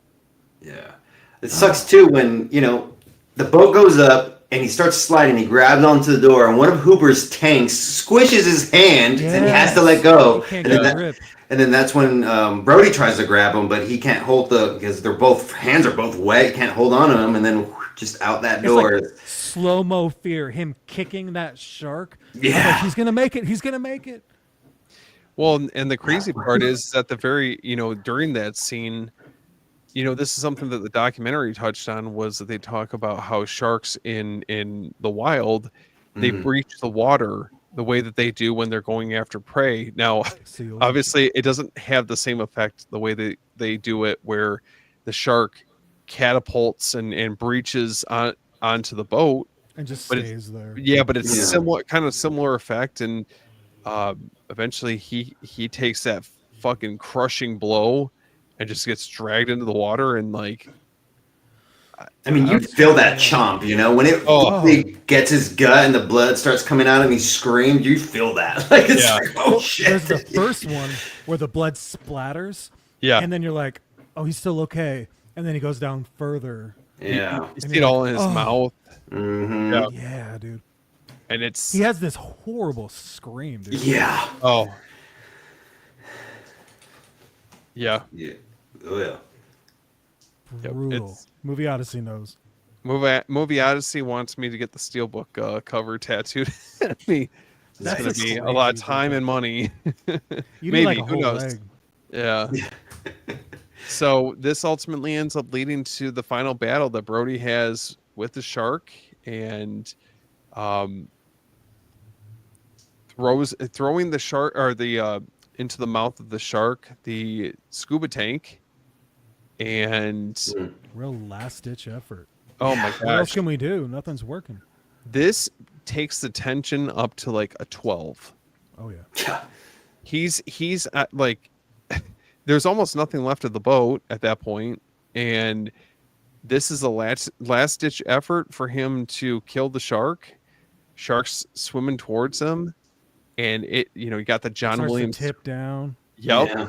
John score's Williams going. score is just building up, and Brody finally does it. Finally kills the shark. Saves Amity Island. You feel for him too, because we already know he's afraid of the water. Obviously, he's afraid of the shark, and he's both sinking. Yeah. It's like the payoff is so worth it at that point where the shark. I Oh, mean, dude. it's shitty. I wouldn't want that to happen to a shark, but like, chunks blowing up everywhere and Oh yeah. falling to the water, and then we know that obviously nothing happened to Hooper. They make it back to shore, swimming to shore, and That feels You- like a you- 10-minute scene in the 2 minutes. Yeah. Where it's like the music, him shooting and missing with the 357. You're like, God, is he gonna hit that tank? Like it takes so long. Screen time. Yeah. And It's Hooper, of course, gets attacked underneath, and you're like, he's dead. You're like, yeah. It's Totally. Connor. it's definitely, it feels like a very well earned finale. But I can't. There's what more can you say on that? You know, the movie Yeah. is just a masterpiece, and the I It's don't in know, another it's like, stratosphere. It's yeah, its it's a own- summer staple. You know, especially for now we're in the 4th of July now at this point. So um, I'm not gonna Oh, lie, it was so hard not to talk about Return of the Living Dead today. no, I know. Jaws can take that mantle. Like that's Yeah. it. Yeah. That's it. Yep. Well, I was gonna And- say. Oh, go for it. Sorry. If you're Oh, still on just- the living. As the movie's ending, I think everybody wants more Jaws, but them just like kick paddling back to shore with the credits rolling, it That's what I feels was gonna like say, a yeah. weight is lifted. It's just like such a different. It's just cinematic perfection. Man. Yeah, that wide of them kicking to the beach as the credits going, and the music, John Williams' score just going underneath. It's so much softer than everything else in the movie. It's no tension. It's nice and calm, and then it's just like I honestly think it's one of my favorite just end credit sequences. Like you know what I mean? Cooper just floats up. Excuse You're me. like, oh, my buddy. Like, it's cool. Yeah. Oh, movie Odyssey. Steven, what do you got? Oh, I got something for you. But movie Odyssey mentioned in the comments the story about shark's eyes being black. That very, very creepy. Those So- eyes. Black like a So- doll's eyes. Ironically, I got right before in the last like couple days. I just got this in. Ooh, the vinyl. Ooh, nice. Not just that though. Hold on. Dun, dun, dun, dun, But dun. wait, there's more. All right. So they just did this for the 50th anniversary. Oh, that's Oh, cool. blood splatter vinyl. Blood Gavin. splatter. They did the So water cool. the water filled one, which as much as I love the idea of that, I just don't see I feel that. like I don't think it'll play good. Yeah, I don't think that would last long term wise, but yeah, it Especially was on a like- high end player. yeah, no. On a Crosley, maybe. And Puncture. to cap this off, I can't even talk. I got this signed by 4 of the cast Oh. members. So I got Yeah. Dude. We're gonna go ahead and put you solo, if I can figure it out. Oh, maybe I can't. But that's still cool. Oh, there's Jaws 3. Ah, that's me. Oh well, it's you okay. know what I mean. So I got this signed over at Scarefest. This was coming up on 2 years ago now. Who's so on that? I had the opportunity to meet the actress who played Chrissy. So she actually passed away, I believe, within the last year. So I got Yeah. her signature. I've got Jeffrey Voorhees, who played Alex Kittner, to He's got sign a it. Restaurant now, right? Yeah, I believe so. It's like a Kinder sandwich or something. And then I'm trying to see who else I got.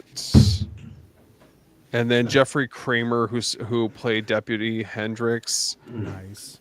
And then at the very top, I had a chance to meet Richard Dreyfuss. Dreyfuss.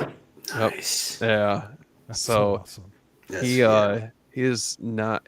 We are not the same height. What's I your was- favorite Dreyfuss role? Off topic. That's tough. I go And back is he and always a bad good guy in every movie? Because I've heard he's really difficult to work with. Oh. Yeah, I heard he kind of snobby. But Yeah. in that sense, yeah. If it was Chevy Chase, no problem. Chevy can be Chevy. But the What About Bob stories are pretty bad. Yeah. I would have to go. I go back and forth between Close Encounters of the Third Kind and this. I was just close encounters for me. Yeah. Yeah, Close Close Encounters, I Encounters. feel like might edge it out just because he had more of a prominent role. He's the whole Yeah, he is Yeah. the lead. Yeah. Yeah. But yeah, it was. I don't know. It was a really cool experience. Obviously, time is not on our side, So hopefully I'll have a chance to maybe meet some other cast members. Yeah, good call. Can you imagine having Roy on there? Oh man. Oh, that'd be sick. I always wonder if he ever did. I don't know. I just feel like some of these actors. I mean, to be honest, I'm surprised Richard Dreyfuss does convention appearances now. Seriously. Yeah. I don't know if he would have done it. But well, I think I think we came and we did what we set out to do here. Yeah. We Chummed did it up. we chummed the waters for an hour Yeah. on the last movie. Listen, We we lost hope a crew Mark. member. We hope he made it back safely. Yeah, he's our Quint. Gets in. no. No. Oh, No. poor Mark. Mark's got He he's great. Yeah. I Yeah. was gonna say, I don't know. We did a lot of talked about Steven Spielberg movies. I feel like we should do like a Steven Spielberg one next time. Just like Oh man. talk about his movies. That would be fun. Oh Even listen, just an Indiana Jones trilogy would be. Oh sure, yeah. yeah, that'd be a good time. Because they're horror adjacent. That's that Amblin effect, man. Mm-hmm. They all have that. Fucking love Amblin. Gremlins, right? Isn't that Amblin as Yep. well? Gremlins. Or has that vibe? Yeah. I think it's Amblin. Well, guys, it's been real. I couldn't think of a better cast of crewmates to talk all the Jaws movies, the highs and lows that come with Yes. it. So, do you think we would have more people interested in the beginning if we reversed the order? Probably, but we want to That's- make people kind of earn it. That's what's going to make this episode stand out compared to all the other ones. Everyone does it in the regular order. Yeah. Well, Mark was like, "I'm gonna hate," and then slowly just lose. So let's The worst part is he didn't really get to finish talking about the best one. Yeah. and he loves Jaws. Yeah. It's been great, guys. Oh, For I sure. could do this. I just need to start at like 5 p.m. East or West Coast. So you guys are like 8. Yeah. it's all good. We made it work. Are you guys watching Jaws tomorrow? Oh, 100%. Come on, now. Probably. Yeah. Yeah. Got it. Spears, Why wouldn't Jaws. I? Jaws Yep, KFC. get some Yeah. barbecue, get some swimming in, and watch Jaws. Oh yeah. Did you guys ever buy? They have the Naren set beers. I'm gonna keep stalling. In our gas station last year, you could buy the Crush It Like Quint beers. They had like a 6-pack Wow, of the beer from the movie. It's pretty That's sick. awesome. I gotta that's buy so one of those. cool. They just taste like kind of like a Rolling Rock or a Budweiser, but they're Amity Island. You save one? Did you save one for? You have to. the I hat? should have, man. Oh, I no, drank you them didn't. all. Oh, what? Not I supposed to think I drink would've- all of them. I went shooting, and after the cans were gone, I shot them, and they're up there somewhere in the mountain. You didn't even crush it? Did you crush it like Quint? Put it Of up on a- course. They're glass. He's like, oh, my hand. Well, guys, this has been great. Let's go through really quick. Thank Mark from Tales from the Show. Absolutely. Go check out his channel. He just did a top 5 reasons when you should upgrade physical media. Great little video. Fernie, where can people find you? Check out this flick, YouTube and Instagram. I'm gonna start doing more. A lot of weird life stuff started happening and moved, blah blah blah. So I kind of took a break as I was starting, but I'm gonna get back into it very soon. Steven, people find you. You guys can find me at After Hours Video. I'm on Instagram, TikTok, YouTube, you name it. And then I'm actually a co-host over on Beyond the Blood podcast, Excellent. where we're posting episodes a little bit more frequently now, which is super exciting. You guys just did the May kind of behind the scenes physical media one. Yep. So we have a monthly episode that we do called After Hours, but it's all our physical media pickups. We have a chance to dive into those, and that's more of like a fun hangout that we get to do. And then we have our Camp Slasher special that's going to be coming up here sooner than later. So we had Christian from Planet CHH Nice. and then Garrett from Born to Be Rad Oh, hell. on as guests. And yeah, it was super fun. Had a chance to dive into some of our favorite summertime slashers and talk one of my favorite subgenres. I think I get to join you guys in December for Misery. I can't Yeah, wait. that's gonna be so much fun. Nice. Oh my god. Yeah, I'm we got a so lot of excited. we got a lot of exciting things in the works. I'm just Season 2 is gonna be nuts. That's awesome. Well, guys, this was the Jaws retrospective. Happy 4th of July on the East Coast. Hell yeah! Happy Barbecue, 4th of drink a July, beer, watch everyone. Jaws, Yeah. and stay out of the deep end. Take care. Cheers. Take care, guys.